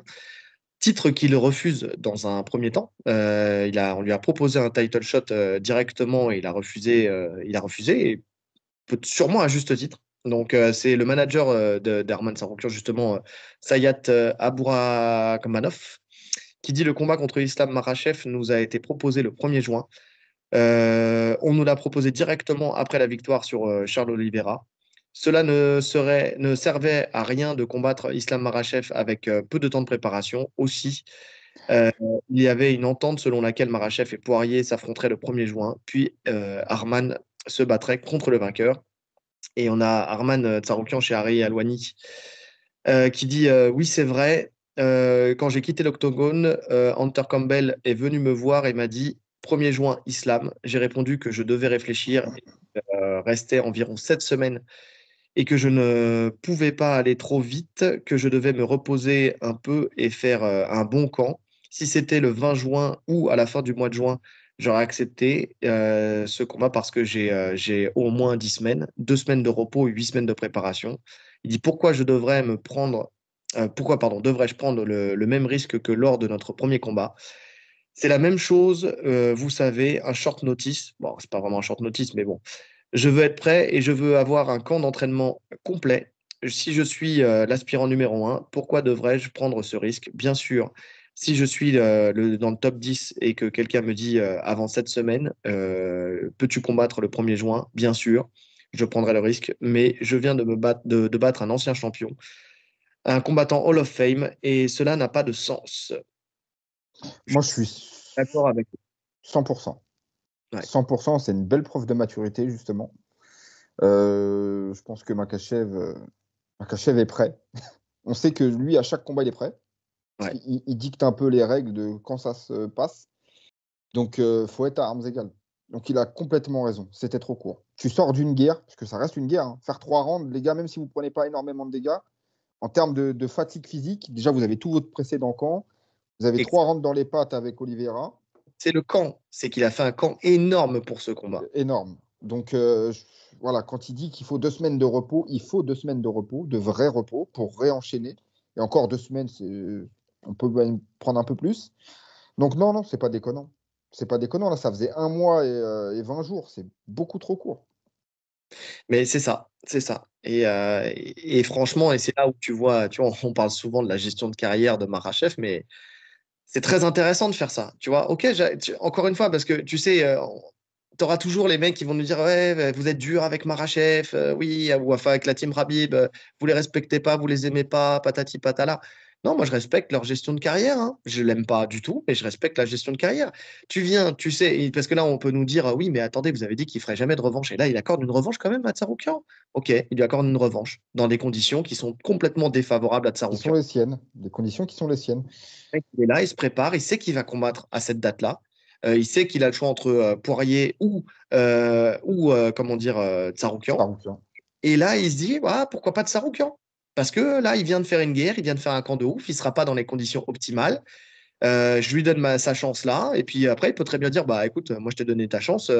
Bah écoute, voilà. Tu vois, si tu n'acceptes pas maintenant, il peut très bien dire: bah la prochaine fois, bah non, bah, en fait, je vais monter de catégorie. Parce qu'en fait, je t'ai donné ta chance, tu as dit non. Tu vois. Donc pourquoi je te la redonnerai une deuxième fois, tu vois. Donc, donc c'est facile, en fait, quand c'est comme ça, tu vois, de dicter les règles et de faire un peu la pluie et le beau temps, tu vois, d'être bien, bien accompagné, en plus, bien managé par Ali Abdelaziz, qui derrière peut te bloquer t'offrir d'autres opportunités, tu vois. Belle réponse de Saroukian. Franchement, comme je te dis, belle preuve de maturité.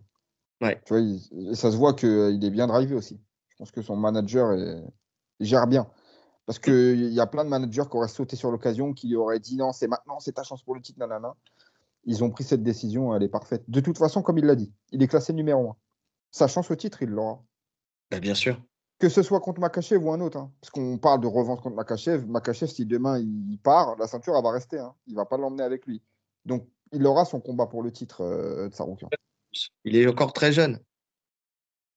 Donc, Non, très bien.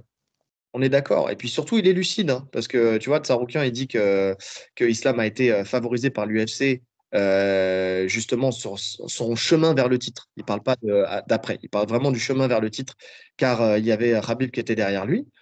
Il dit quand tu regardes en fait factuellement, j'ai eu des adversaires plus coriaces que lui n'en a eu. Tu vois, quand tu regardes Islam, il a eu Drew Dober, il a eu Thiago Moises, il a eu Dan Hooker, il a eu Bobby Green. C'était ça avant de combattre Oliveira. Et Tsaroukian, lui, il a au moins affronté Darius et Oliveira déjà, avant Et Gamrot. et Gamrot. Mais bon, Gamrot, c'est une défaite, mais effectivement, Gamrot, tu vois. Et donc, ouais, il dit, si j'avais eu Rabid derrière moi, il dit, j'aurais une chance au titre après Darius. Et je pense qu'il a raison. Je pense qu'il a raison, tu vois. Ouais. Non, je suis d'accord. Mais c'est pas plus mal. Comme je te dis, honnêtement, c'est pas plus mal. Parce que ce qu'il nous a montré, je le trouve quand même un peu court encore pour Makhachev. Donc, ils prennent plus de temps, c'est pas plus mal. Mm. Ah bah s'il fait un camp aussi intelligent qu'il a fait pour le premier, s'il met l'accent sur le sol comme il l'a fait pour Oliveira, tu vois, qui continue à travailler son sol dans ce sens-là, parce qu'il a progressé au sol, on l'a dit, hein, on a analysé l'avant et on pourra analyser l'après. Enfin, quand on a vu le combat, honnêtement, son travail au sol, il a maximisé les résultats, tu vois. Donc oui, non, effectivement, il est bien meilleur. S'il continue dans ce sens, qu'il continue à capitaliser sur sa lutte et sur sa boxe, enfin sa boxe, elle est loin d'être dégueulasse, hein. Donc Parce que leur premier combat, c'était en 3 rounds. c'était en 3 rounds. Et on sait que sur 5 rounds, alors lui, il est infatigable, Tsaroukian. Je dirais pas la même chose de Makhachev. Bah, on l'a vu contre Volkanovski, tu vois. On l'a vu contre Volka. Donc ouais, c'est intéressant. Donc il a raison de vouloir un camp complet, d'être vraiment prêt. Oh, rien à dire. Super. Super Ouais, gestion. on verra. En attendant, en attendant, Makhachev donc va combattre contre Poirier, c'est officiel, le 1er juin à l'UFC 302. Bon, il n'y a rien à dire particulier là-dessus. On fera l'analyse en temps voulu sur ce combat-là, mais au moins c'est officiel. Poirier, qui lui ne voulait plus forcément combattre pour la ceinture, là s'est laissé tenter après sa victoire contre Ça, Gaethje. c'est un cadeau hein, qu'on lui fait à Poirier, hein. Ah ouais, Parce qu'il n'est pas légitime à la ceinture actuellement, hein. C'est vraiment un title shot de remerciement pour ta carrière, en fait, hein. c'est ça. Parce que tu es le roi sans couronne et qu'on te laisse une dernière opportunité, là ça sera la dernière, d'aller justement aller chercher cette couronne. On fera l'analyse. C'est vrai qu'on n'aime pas parler des combats avant de faire l'analyse enfin, de donner un avis parce qu'en fait, souvent tu te trompes, hein. Enfin, tu vois, tu es là, tu réfléchis, tu penses à la chose. Tu vois, là, quand tu vois le combat qu'il a fait contre Gaethje, quand tu vois le combat qu'il a fait contre BSD, tu peux te dire, ah, finalement, il a peut-être une chance contre Makhachev. C'est un style qui est différent de Khabib. Tu vois, moi, comme ça, à chaud comme ça, je me dis, ah, c'est un style qui est différent de Khabib. Il y a quand même plus de phases d'échange debout. Donc, il a montré qu'il était capable de t'éteindre encore une fois en étant debout.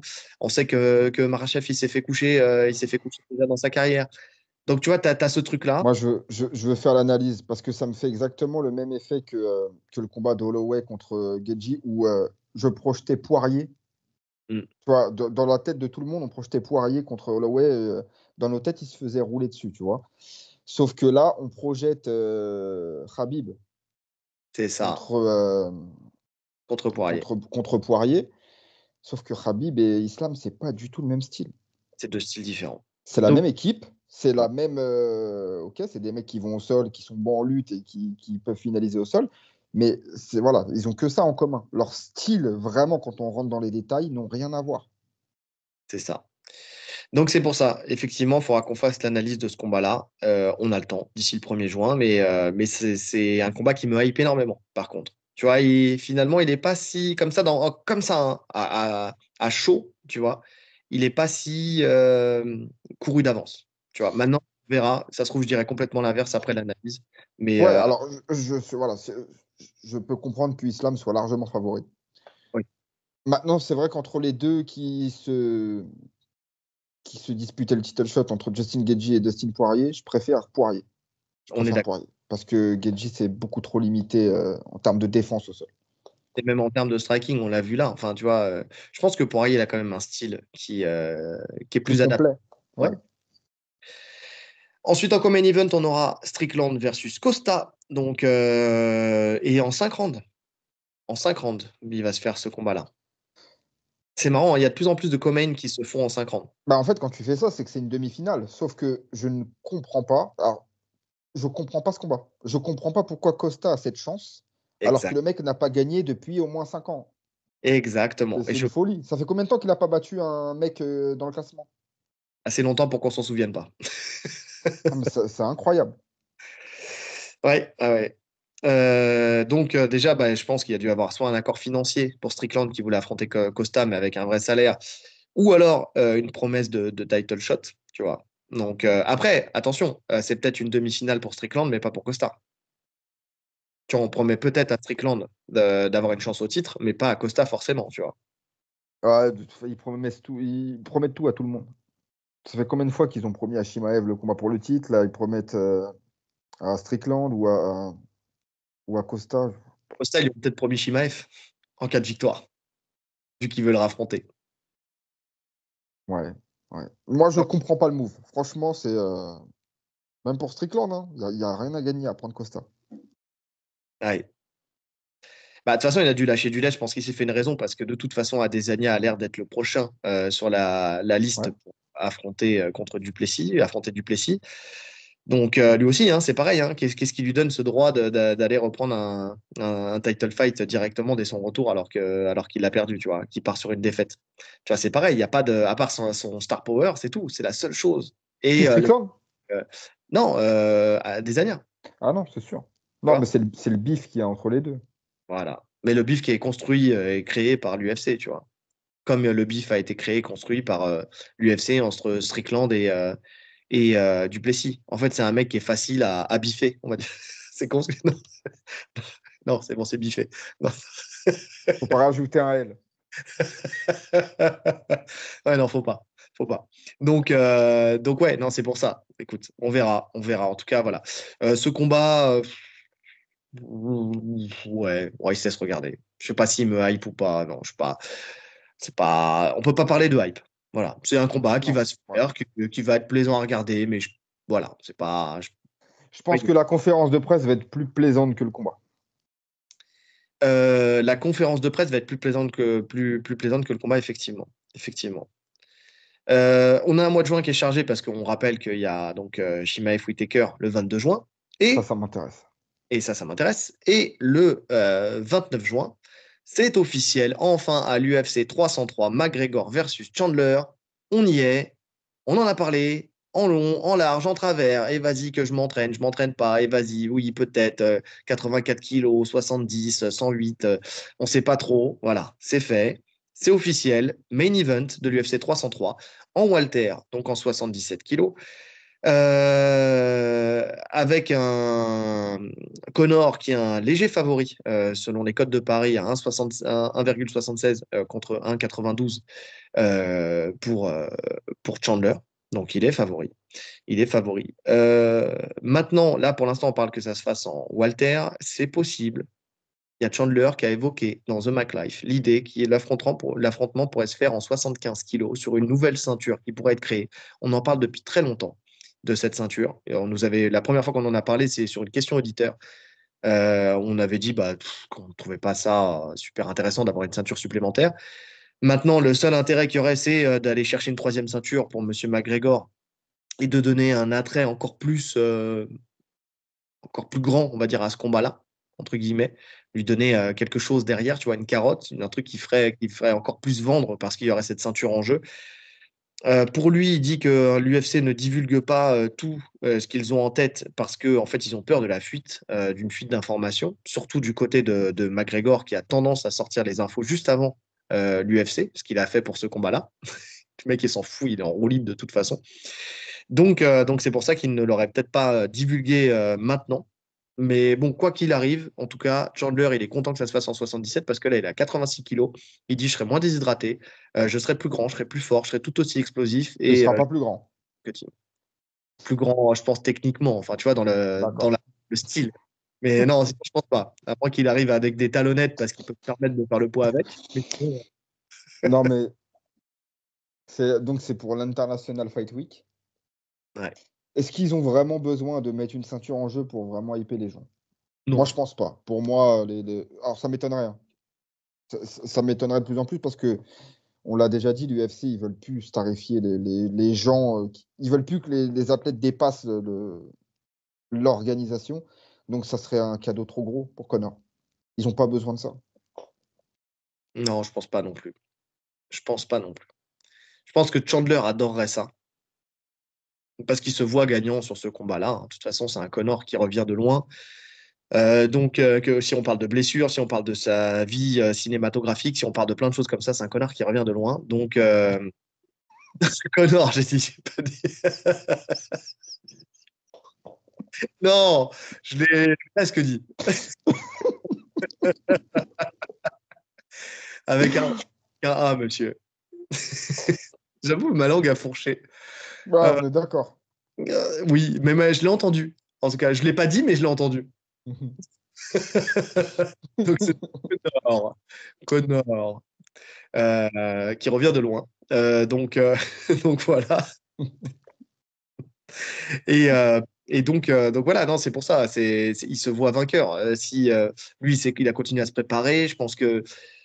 Enfin, après, je suis très partagé parce que je pense qu'il est tellement resté focus sur ce combat-là qu'il risque tu sais, d'avoir un épuisement moral. Bah, Tu lui, le sais, il est en surentraînement depuis au moins 6 mois déjà. il est en burn-out et il est en surentraînement, tu vois, depuis 6 mois, alors que Connor, lui, il a continué à faire sa petite vie Non, tranquille. je pense pas. Non, de toute façon, il a une hygiène de vie irréprochable, Chandler. On sait que c'est vraiment un passionné de l'entraînement et qu'il s'entraîne tout le temps. Donc moi, je pense qu'il a kiffé sa vie, hein. De toute façon, il a suffisamment bien gagné. Lui aussi, il a été respecté par l'UFC dès ses débuts. Et tu vois que c'est un mec, justement, il courait pas après les autres combats parce qu'il pouvait se le permettre. Parce que sinon, il aurait combattu depuis, hein. Ouais, mais je pense que tu sais, quand tu fais trop focus sur quelqu'un pendant tant de temps, tu sais, au bout d'un moment, ça te bouffe. Tu vois, c'est plutôt pas physiquement, mais plutôt moralement, tu vois. Je pense que ça te bouffe quand même. Tu vois, Non, même c'est si tu n'as possible. pas conscience, je pense que ça te bouffe quand même. Tu es là, t'es là, tu t'arrêtes pas d'y penser, ça va se faire quand, ça va se faire quand. Tu sais, moi, j'imagine bien que sa femme dira, putain, mais quand même, ça va se faire quand. Tu vois, t'as Ah, toujours ouais, c'est possible, mais ça, t'as Connor qui revient sur le devant de la scène, tu vois. ouais, mais il avait quand même l'air cool pendant ses sorties médiatiques, Chandler. Tu vois, c'est pas un... ça l'a pas agacé. C'est pas un Aldo de quand ça avait duré longtemps, que ça avait été repoussé, qui était à bout de nerfs, qu'on pouvait plus. Lui, il Oui. était assez détaché de tout ça. Il était limite serein, en fait. Ça va se faire. Je sais que ça va se faire. Ouais. Écoute, on verra. En tout cas, on aura la réponse quand on sera à l'approche du combat. Mais bon, ça fait du bien quand même d'avoir cette officialisation. Pour une fois, là, ça y est, c'est bon. Connor va continuer ses entraînements. Là, j'ai vu, il combat toujours contre des vendeurs de papier peint. T'as vu les sparring? Ouais, Voilà. oui, j'ai vu. Ça vaut ce que ça vaut, hein. C'est l'opposition qui fait le sparring. Maintenant, il y a un truc qu'on peut noter, c'est quand même qu'il kick. Alors, il y a le protège tibia, mais il kick assez librement de sa jambe. On est d'accord. Et surtout, on retrouve un Connor beaucoup plus aérien. Tu vois, beaucoup Ouais. moins boxe anglaise, où il envoie pas mal de kicks. Le Connor qui avait à ses débuts, en fait, hein. C'est- Donc, j'ai apprécié voir ça. Bah, tu vois que le chemin, il est plus MMA que boxe, là. Donc, Ouais. mais ça fait un moment, hein, de toute façon, hein, qu'il est sur cette mouvance-là. On l'a vu, il a retravaillé son sol, il a retravaillé sa lutte, il a retravaillé ses kicks depuis. De toute façon, il avait commencé avec le dernier combat contre Poirier. Bon, ça s'est fait, il y a eu cette fracture, mais bon. Donc c'est pas mal. Par contre, il a encore des trucs, tu sais, où il est là, il fige pour envoyer une frappe. Tu vois, ces moments-là, moi, je les aime pas. Tu vois, ces moments-là, je sais pas. C'est ça. On verra. On verra au fur et à mesure. En tout cas, on sait qu'il partage, on l'a souvent dit, ce qu'il a envie de partager.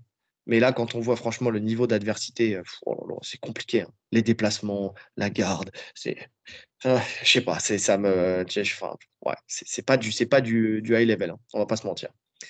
Mm. Bref, on enchaîne avec le dernier combat potentiel, parce que ça, c'est rien d'officialisé, mais Benoît Saint-Denis pourra affronter Dan Hooker à l'UFC Paris fin septembre. Donc c'est une rumeur qui tourne, même si Hooker est intéressé, il n'a pas encore donné son accord parce qu'il voudrait combattre plus tôt, en fait, il voudrait se tester plus tôt. Alors c'est pas dit que les deux s'affrontent pas plus tôt, hein, parce que BSD veut combattre avant l'UFC Paris aussi, donc c'est pas dit, ça Mhm. sera avant. Dan Hooker, c'est un classé 9 chez les lightweight. Il reste sur 2 victoires contre Puelles et contre Jalin Turner. Mais il revient aussi d'une fracture au bras, justement, sur son dernier combat contre Turner. Donc, Ouais. Ah oui, une sale fracture en plus. sale fracture. Bon, qui a pas l'air, lui, ça n'a pas l'air d'être un mec qui va se faire bouffer psychologiquement par cette fracture. Et puis, ça reste une fracture au bras. C'est pas non plus, Tu vois, c'est pas sale hein, comme fracture. Il a fini son combat, c'était au premier round, hein, donc il a fini le combat, il l'a gagné avec cette fracture. Ça dépend, hein. C'était une fracture simple? Euh, Parce que quand tu vois la fracture de Le Banner, ça a quand même changé sa carrière. Tu vois. une triple fracture, le C'était Banner. une triple fracture. Oui, c'est pour ça que je te demande, c'était une fracture simple. C'est une fracture simple. Oui, je crois que c'était une fracture nette, nette et sans bavure. Donc, non, je pense que ça ira. Je pense que ça ira. Puis, c'est pas la même chose. Le Banner, tu vois, c'est 100% striking, tu vois. C'est pas du MMA, donc, ouais, bon, bref. Puis, regarde, là, il est revenu quand même. Il a encore eu quelques victoires. Ouais, c'est vrai. Non, bon, bref. En tout cas, Moi, ça me plaît, moi. ce combat me plaît, ouais. Je trouve qu'il est logique. C'est bien. C'est un step en arrière, mais en restant dans le top 10. C'est très bien. De toute façon, c'était logique que tu allais faire un step en arrière. Ouais. Et c'est Il surtout. est, et encore, même pas, il est mieux classé que lui, Dan Hooker. Je sais pas quelle classe il a, quelle place il a là. J'ai pas regardé. Attends, je te dis ça tout de suite. Lightweight. Et surtout, moi, ce que j'aime, c'est l'adversité. Tu vois, tu t'assures un combat pareil, un combat de chien. Hein, tu vois, tu sens que ça va être un combat où il va y avoir de la bagarre. Tu vois, donc c'est bien pour le spectacle si ça se fait à l'UFC Paris, quoi. Il est 11e, Dan Hooker. Et Benoît Saint-Denis, il est redescendu à la 13e place. Attends, Donc, il a pu marquer 9 tout à l'heure. non, non, il est 11e, il a perdu 2 places. Ah bah, il a perdu des places alors. Ah bah oui. Pour Max Holloway, qui est passé 9e. Ouais, ça devait être, quand j'ai vu l'info, ça devait être le classement, voilà, c'est ça, le classement avant l'UFC 300. Donc 11e. Ok, ah oui, donc c'est en dehors du top 10, mais en même temps, les deux sont en dehors du top 10, donc ouais, non, c'est pas des. Donc, il monterait quand même. Donc, c'est non, c'est pas mal. Ouais. Bah écoute, pourquoi pas, pourquoi pas. On va attendre la confirmation de ce combat, on va en pas parler plus parce qu'on va perdre plus de temps sur un truc qui n'est pas encore signé, mais la rumeur nous plaît en tout cas, c'est pas mal. On enchaîne avec Cyril Gane qui refuse une nouvelle fois Thomas Spinal pour le mois de juillet. Donc Gane qui avait provoqué Aspinal en septembre à Paris. Et j'avais dit à ce moment-là, mais c'est impossible que ça se fasse à Paris parce que Aspinal, de toute façon, il n'a aucune raison de combattre ailleurs qu'à Manchester en juillet. Effectivement, c'est officiel, il va combattre là-bas. On n'a pas encore le nom de son adversaire. Tout ce qu'on sait, c'est que l'UFC a quand même proposé à Gane, malgré tout, de faire le combat contre lui à Manchester. Et bah, il a refusé parce qu'il a un film. Euh, il a un film à tourner. Il a un film à tourner. Je sais plus quoi dire. C'est Pugila qui a sorti l'info. Alors, il n'y a pas que Pugila, il y avait aussi Boulox qui en avait parlé, mais Pugila a donné plus d'informations sur le film. Donc, il serait sur le tournage entre mai et juillet de Knockout. Ça serait le Knockout. Pourquoi je mets des knocks? Knockout d'Antoine Blossier. Donc voilà le tournage qui va se faire à Marseille. Il aura le personnage principal, le rôle principal là-dedans. Et visiblement, j'ai entendu sur une autre, c'était les Maîtres Fumés qui avaient partagé un bout d'interview de je sais plus qui d'ailleurs, où il y avait un pote d'enfance de Cyril Ouais, Gane. j'ai plus le nom du podcast, mais je l'ai entendu aussi sur la Maître Fumier. Comme quoi, il y a un ami d'enfance qui disait qu'il était bloqué par un contrat. Il lui répondait à juste titre, oui, mais le premier contrat qu'il a, c'est avec l'UFC. Donc, en fait, normalement, tu ne signes pas de contrat ou tu es bloqué avec la première entreprise qui t'embauche. Tu vois, c'est ça, tu devrais Alors, un truc qui dit, bah, sauf si title shot, quoi. Tu vois. de ce que j'ai compris, alors, je ne sais pas si j'ai tout compris, hein, tu peux faire ça. Tu préviens l'UFC, je suis en tournage de telle date à telle date. Tu peux le faire. Et s'ils te donnent leur feu vert, leur feu vert, tu peux le faire. Maintenant, de ce que j'ai compris, le tournage a été décalé. Donc, en fait, il a signé pour le tournage de ce film-là et ça a été décalé. Donc, finalement, ça a tout modifié. Donc, il se retrouve niqué, quoi. Ah ouais. Bah, là, il est vraiment niqué parce que là tu vois, les faveurs de l'UFC, on sait très bien que les faveurs, elles sont rares, Mais déjà, là, c'est très surprenant. Déjà, je pense déjà. qu'il lui propose, c'est déjà très surprenant. Et je pense qu'il y a dû avoir un problème avec un Blades. Tu vois, par exemple, il pouvait C'est peut-être ce pas être que je me disponible. dis. C'est ce que je me dis. Ça voudrait dire que Blade n'est potentiellement pas disponible. Donc ouais, c'est compliqué. Tu lui mets alors, parce que tu fais pas une revanche contre Pavlovich. Bah, tu peux pas, il est booké, Pavlovich. Ouais, non, mais même, y a rien qui fait qu'une revanche contre Pavlovich se fait. Le seul truc que tu... Alors là, pour le coup, vraiment, s'il y a rien d'autre, parce qu'il veut absolument combattre, il va combattre à Manchester, c'est obligé. C'est le seul truc qui justifierait la montée de Pereira. Ah, t'as vu la photo? de Aspinal qui regarde Pereira, tu sais, avec le fou. Est-ce que tu as vu le tweet de McGregor sur cette photo? Non? Qui zoome sur la tête de Aspinal qui dit on dirait Monsieur Patate. Mais, mais pourquoi? Mais pourquoi il fait ça? Mais c'est tellement vrai. Oh là là! Regarde la photo, tu verras. Oh putain. Mais quel bâtard! Je crois qu'il Putain. a supprimé le tweet dans la foulée, tu vois. Mais bon, il y a toujours des gens qui font des captures. Oui, mais il le sait, c'est son jeu préféré, ça de faire des tweets et de les supprimer 1 heure après. Tu vois. Ah non, mais il est fort, il est très très fort. De manière plus tard. Hein. Donc ouais, bah, ouais. Mais bon, pour revenir à nos moutons, en tout cas, ouais, les moves d'Aspinal, de Gann, je comprends pas là. Là, tu vois là, je comprends plus. Et je pense que même s'il y avait encore des personnes qui étaient encore dans le train de Gann, ils vont descendre à la vitesse grand V. C'est pas possible autrement. Tu peux plus. Tu peux pas soutenir. C'est pas possible. Ouais. Non, non, parce qu'en plus, ça, c'est vrai que c'est une sacrée faveur. Hein. On te propose. Attends, tu rates 2 fois le titre, dont une deuxième fois, excusez-moi, hein, mais lamentablement. Et on te propose quand même un title shot derrière, après, avec une victoire sur Spivak, qui n'est pas légitime. Tu vois, ça devrait pas te donner un combat pour le titre, et on te l'offre encore. Ouais. Là, c'est compliqué, là. Là, c'est compliqué. Là, pour le coup, je pense que l'UFC, ils vont vraiment le faire payer. Bah, c'est ça. Tu sais quoi, je serais même pas surpris si tu le voyais même pas à l'UFC Paris. C'est ce que j'allais te dire. C'est ouf, hein. Et si tu lui fais ça, là, c'est que franchement, là, ça envoie un message de malade. Ouais. Mais ça m'étonnerait pas, moi. Ou qu'ils le mettent en co-main ou un truc, enfin, tu sais, un truc, Ouais. tu Bon, vois, ou après, même pas en co-main, tu vois. Même pas en co-main. le truc, c'est que, comme tu l'as dit, Benoît Saint-Denis, potentiellement, il va combattre avant l'UFC Paris, donc ça ne garantit pas qu'il y soit. Donc tu mettrais qui en main? Ouais, Manon Fiorot. Non, non, attends, Non? il combattra avant l'UFC Paris si l'UFC lui dit OK pour Oui, combattre oui, oui, bien sûr. Non, c'est pour ça que je dis potentiellement. Manon Il- Fiorot. il- Non, Manon Fiorot, c'est mort, elle combattra que pour la ceinture. Bah, c'est ça. Donc, encore une fois, tu vois, les planètes s'alignent. Mais après, ils sont pas obligés de mettre que du français maintenant. Ils sont plus obligés de mettre que du français. Hein. Ah, en main event quand même. Bah, ils peuvent mettre Nassour. Ils peuvent mettre Nassour, mais Nassour, il est booké, non? Il est Nassour, booké.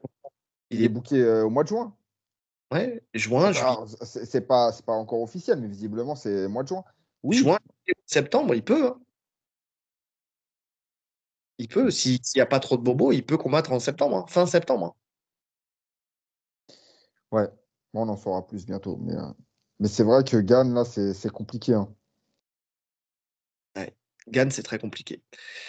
Ouais, non, non, c'est franchement.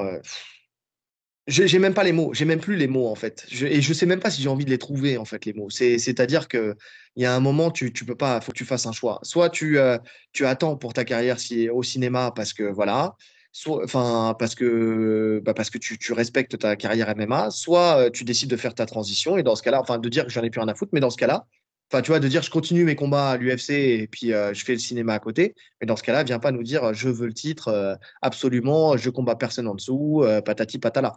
Tu dis voilà, je combats n'importe qui, enfin n'importe qui. Quand je dis n'importe qui, c'est pas n'importe quand, mais n'importe qui. Et puis voilà, je fais mon petit bonhomme de chemin. Et Parce après, que ah, tu vois. on parle pas d'une apparition dans un film, tu vois, Oui, qui te prend 2 jours. Là, on parle d'un rôle principal qui te prend plusieurs mois. 3 mois. Donc, c'est 2 choses différentes. Il y a plein de combattants qu'on voit apparaître dans les films, mais ça leur demande 2 jours de tournage. Hum. Ça met pas un frein à leur carrière. Et tu vois, même Connor qui tourne son film, il est même pas, enfin, il a rien de signé avec l'UFC. Ouais, c'est pas compréhensible. Non, puis je pense que tout était carré pour le film de Connor, tu vois. Je pense que tous les combattants UFC qui ont fait un passage en cinéma, je pense que tout était carré, tu vois. Donc, ouais, écoute, je sais pas, mais en tout cas, pour le coup, très mauvais move de Cyril Gane. Très mauvais move parce que Mais là, il se tire des balles dans le pied tout seul, en fait. seul, tout seul. Tout seul. C'est ouf. Et à mon avis, quand on disait Tibura, mais je pense que c'est vraiment ce qui se profile pour lui, quoi. Ils vont lui mettre que des mecs comme ça, et puis voilà, ils vont lui faire la fin de contrat, et je suis même pas sûr qu'il le renouvelle derrière. C'est ouf. Après, encore une fois, le truc qui peut le sauver, c'est que bon, catégorie des lourds, elle n'est pas non plus ultra fournie, mais tu as des mecs qui poussent derrière. Écoute, tout dépend comment l'autre, là, le mec du taekwondo de Pain, là, tu vois comment il se place. Mais c'est Mais rageant parce que c'est quand même sportivement, pour le coup, c'est quand même un monstre, Cyril Gann. Tu vois, euh, on veut, et en plus, il est dans son prime là. On veut le voir. Et on veut voir tous les réglages qu'il a fait. Visiblement, des sons de cloche qu'on a eu, il s'entraîne très dur sur la partie sol, sur la partie lutte. Et ça, on l'a toujours pas vu. On veut le voir dans la cage. et puis on veut le voir. Enfin, tu vois, c'était un peu notre fer de lance, quoi. Tu vois, la tête de file de tout le MMA français. C'était celui qui était le mieux classé, c'est le seul qui a eu une ceinture intérimaire jusqu'à maintenant. Enfin, tu vois. Mais quel gâchis, truc de fou, quel gâchis. Tu vois que t'es perdu. Bon, ok, d'accord. Mais putain, derrière, vas-y, gère ta carrière correctement. Tu vois, accepte de combattre, même de refaire un run, tu vois, et puis d'y aller, quoi. Ça, Surtout que ça, les runs, ils sont courts dans cette KT. ça montrerait le respect, tu vois, pour la discipline. Là, tu vois que le mec, en fait, il nous a fait un caprice. Moi, je le ressens comme ça, en fait. C'est comme ça que. Moi aussi, c'est- je pense, il s'est dit, il me boycotte, entre guillemets. Eh ben, Ah, on d'accord, me propose quelque chose. Ok, ok, j'y vais. Je vais prendre de l'argent à côté. c'est Et ça. ouais, c'est ça. Alors que le mec, lui aussi, hein, ça va, hein. Financièrement parlant, il s'en sort très bien. Enfin, tu vois, enfin, il est bien payé à l'UFC. Sa renégociation de contrat, elle était très bonne. Donc il aurait très bien pu attendre un petit peu. Donc ouais, non, non, je comprends pas. Je comprends pas le move. C'est vraiment un manque de respect pour la discipline. Tu vois, c'est vraiment ça. C'est un caprice. Il a fait un caprice. Bah, allez, ok, vas-y, je vais faire un film. Bref, allez, on tourne la page. De toute façon, on verra ce que ça donnera. On attend l'adversaire de Thomas Pinal. On en parlera quand ça viendra. Et pour Cyril Gann, bon, on va attendre les prochaines annonces, hein, parce que, tu vois, déjà, nous, on ne croyait pas du tout en ça. Moi, quand j'ai vu l'info, je me suis dit, oh, sérieux? Ils lui ont fait un cadeau comme ça? Et bah non, bah voilà, la preuve. Tu vois, c'est l'enfant terrible qui prend son cadeau, qui vient de l'avoir et qui dit c'est de la merde et qui le jette à la poubelle. Tu vois, c'est vraiment ça. On reste sur les combattants français et sur l'UFC, où Marcy va avoir son premier combat officiel à l'UFC. Et ça va se faire bientôt, puisque ce sera le 18 mai à l'UFC Vegas 92 contre Rodolfo Bellato, qui est passé par les contenders, Dana White Contender Series. Oumar Sy, c'est 9 victoires, 4 KO, 3 soumissions, 2 décisions et 0 défaite jusqu'à maintenant.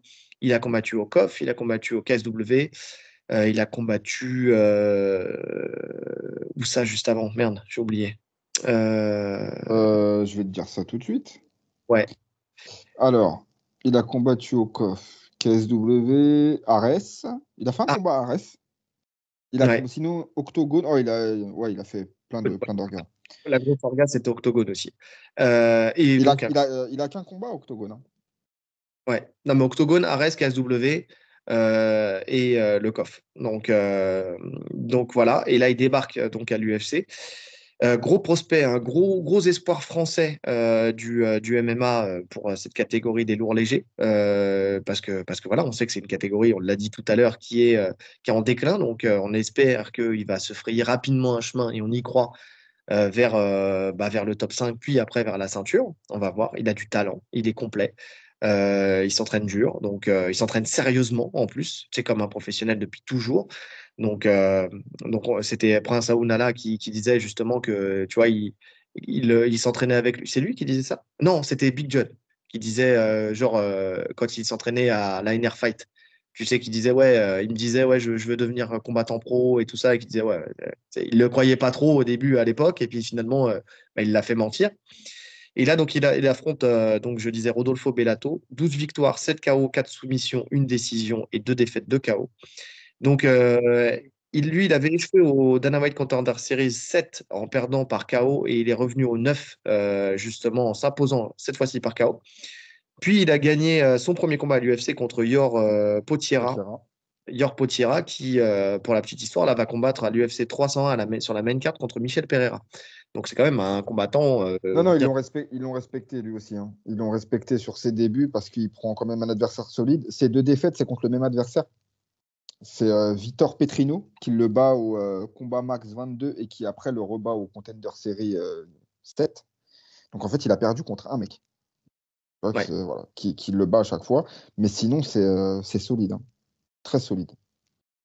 ouais, ouais. Donc, c'est un gros adversaire. Je crois qu'il s'entraîne avec Pereira, partenaire d'entraînement de Pereira, si je ne me trompe pas. J'ai voulu retrouver l'info et pour avoir la certitude, mais j'ai pas vu. Mais je crois que c'est ça. Je crois qu'il s'entraîne avec Pereira. Ok. Ça veut rien, Je sais pas. ce qui veut strictement rien dire. Tu sais, c'est juste partager la salle et puis c'est pas ça qui fait de toi un mec qui a un pouvoir de chaos dévastateur. Mais bon, force est de constater quand même que bah, si tu reprends son Sherdog, entre guillemets, 7 victoires par KO, 4 soumissions, c'est quand même intéressant. Tu vois, ça va être un duel dans lequel les deux peuvent avoir un pouvoir de finish, quelle que soit la situation.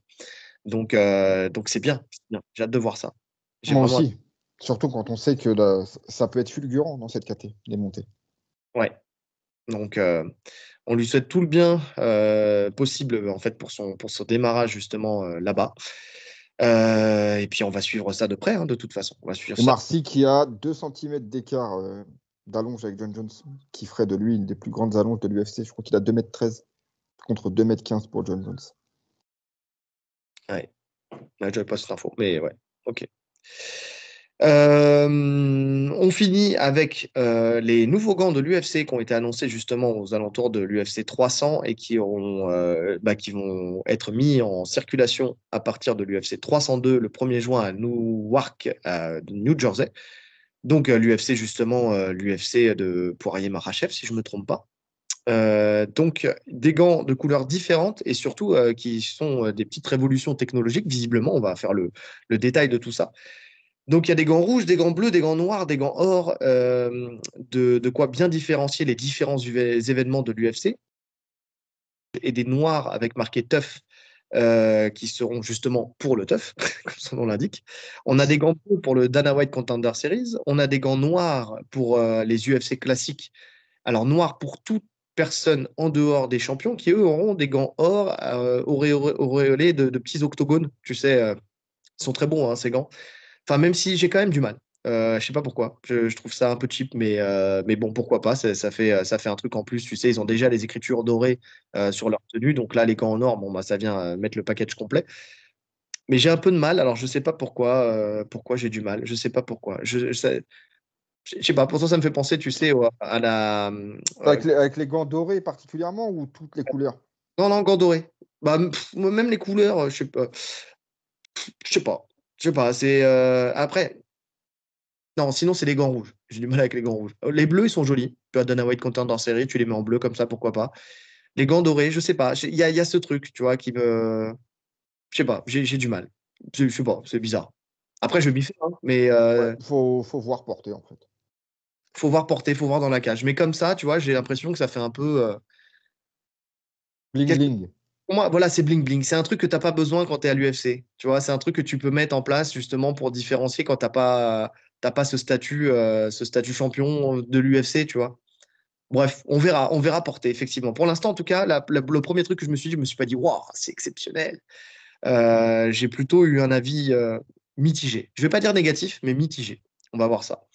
Et il y aura marqué sur les gants 3-8 ou 5-8 en fonction du nombre de rounds aussi. C'est-à-dire que si jamais tu fais 5 rounds, il y aura 5-8 qui sera marqué dessus sur le scratch. Et sinon, un 3-8 pour 3 rounds si jamais c'est dans tous les autres combats. Donc ça, c'est pas mal aussi, hein. Tu sais, ça, par contre, tu sais, de différencier les deux. Ouais, mais ça change quoi? Ça change rien. C'est un détail en plus, tu vois. C'est pour dire, voilà, c'est un peu, je sais pas. T'as fait un combat main event, tu vois. Donc, tu te dis, voilà, dans mon package, j'ai mes gants main event, tu vois, qui prouvent pour la vie entière que j'ai fait un main event, tu vois. C'est peut-être ça. Ouais. Je sais pas. Qu'est-ce que t'en penses, toi, déjà, avant qu'on rentre dans les détails de ces gants, déjà, de ces gants-là? Oh, moi, ce genre d'infos, j'en pense absolument rien. Honnêtement, Ça ça va. m'en touche une sans faire bouger l'autre. On est plutôt d'accord. C'est du marketing, hein, c'est du marketing. Non, là où c'est plus intéressant, c'est sur la révolution, entre guillemets, technologique de ces gants. Donc, avec un nouveau système de verrouillage du bracelet pour un meilleur ajustement du poignet, éliminant tout espace permettant à l'adversaire d'agripper les gants. On va se le faire en mode pub. Absence de couture qui minimise les abrasions et les coupures. Toutes les coutures sont maintenant dans la paume de la main, juste en dessous des doigts. Donc, tu vas t'ouvrir les doigts, mais tu n'ouvriras pas ton adversaire. Rembourrage innovant permet aux combattants de garder leurs doigts dans une position naturelle afin de minimiser les eye poke. Suppression des reliures des doigts. Réduit l'encombrement et minimise les coutures pouvant causer des abrasions et des coupures. Et rembourrage ajouté sur les côtés des gants au niveau de l'index. Gna gna gna, pour des auriculaires Attends, attends. Et de l'auriculaire pour protéger les structures osseuses vulnérables. Ça, c'est bien. Ça, c'est pour les marteaux. Ça, Tu vois. c'est les coups de poing marteau ou quand tu mets tu sais, des overhand et que c'est le côté de ton index qui touche. C'est Ouais, souvent sur ce genre de coup que tu te casses la main, justement. Donc, ça, c'est bien. ouais. Ensuite, on a un ajustement et taille. La taille des gants a été réajustée pour mieux permettre pour mieux s'adapter, pardon, aux mains des athlètes. Au profit, alors il y a un truc jaune qui s'est mis dessus, de plus, gna gna gna. Bah, j'ai pas le mot parce qu'il y a un truc jaune qui s'est mis dessus. Supprime l'espace excessif à l'extérieur de la main. Suppression de la taille homme-femme. Ah, d'accord. Rationalisation du nombre de gants sur 10 tailles unisexes allant du XXXS, enfin du triple XS au quadruple XL, qui s'adapte correctement à l'augmentation de la taille des mains. Poids différents. Poids et différence de poids minimisés selon les tailles. Donc, les gants pèsent entre 85 et 140 grammes, soit une différence de 54 grammes. Poids réduit de 28 à 43 grammes par rapport aux précédents gants de l'UFC. Plus de vitesse, plus d'impact, plus de vélocité. Euh, forme. Forme bracelet incurvé ergonomique pour un meilleur ajustement autour du poignet. Effectivement, ça ne glissera plus, on ne pourra plus mettre les doigts dedans. Excuse-moi, Euh, tu travailles à la Foire de Paris? je travaille à la Foire de Paris, exactement. Eh oui, mesdames, messieurs, des trous pour les doigts en creux et en angle. Élimine les plis de l'intérieur pour la main fermée. Ah, c'est une révolution. Développement des matériaux, doublure extensible, bidirectionnelle, imprimée sur mesure sur le mouvement de la main. Rembourrage en mousse, empilé, V6 RFLX, conçu pour une flexibilité et une protection maximale. Système de fermeture velcro au profit euh, bas mise à jour. Au profil bas mise à jour. Au profil bas mise à jour, pardon, je ne sais plus lire. Minimise les accros et réduit le poids. Voilà, ça y est, j'en ai fini. Pas mal, attends, pas mal d'évolutions sur un si petit bout de tissu, franchement. Ouais, t'aurais pu dire que c'était un peu plus rembourré, qu'il y avait moins de couture, et puis c'était fini. Ça pesait moins lourd, et puis voilà. Ah bah écoute, non mais c'était bien de leur rendre hommage quand même. C'était important de leur rendre hommage. Ouais, bon, alors, j'avais pas lu, moi. J'avais pas lu du tout. Donc c'est bien parce que. Je n'ai pas fait mon travail, tu sais. Non, mais voilà, je t'avais dit tout à l'heure qu'ils avaient rien fait pour les AIPOC. Visiblement, ils les ont quand même fait, un petit peu. Ah oui, d'accord, tu me disais ça tout à l'heure sans avoir lu. Ah oui, bien sûr. Ah d'accord, ok. Bon, bah ça montre la qualité de ton travail, mon cher Ouais, Rolly. Ah, on est ouais. bon. On est bon. Mais bah, c'est bien. En fait, c'est ça le principal problème, hein. Alors, le rembourrage, en plus, c'est très bien. Si ça peut limiter les blessures. Et l'AIPOC, en fait, c'est le vrai problème qu'il y a avec les gants. C'est le principal truc à gérer. Alors, le fait qu'on puisse plus les attraper aussi, ça aussi, c'est intéressant.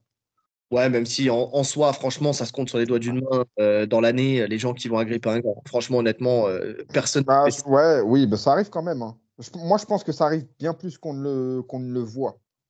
Dans Ouais, certaines phases, ça doit arriver. ouais peut-être, ouais, je sais pas. En tout cas, ils ont l'air, effectivement, le scratch, tu vois, est beaucoup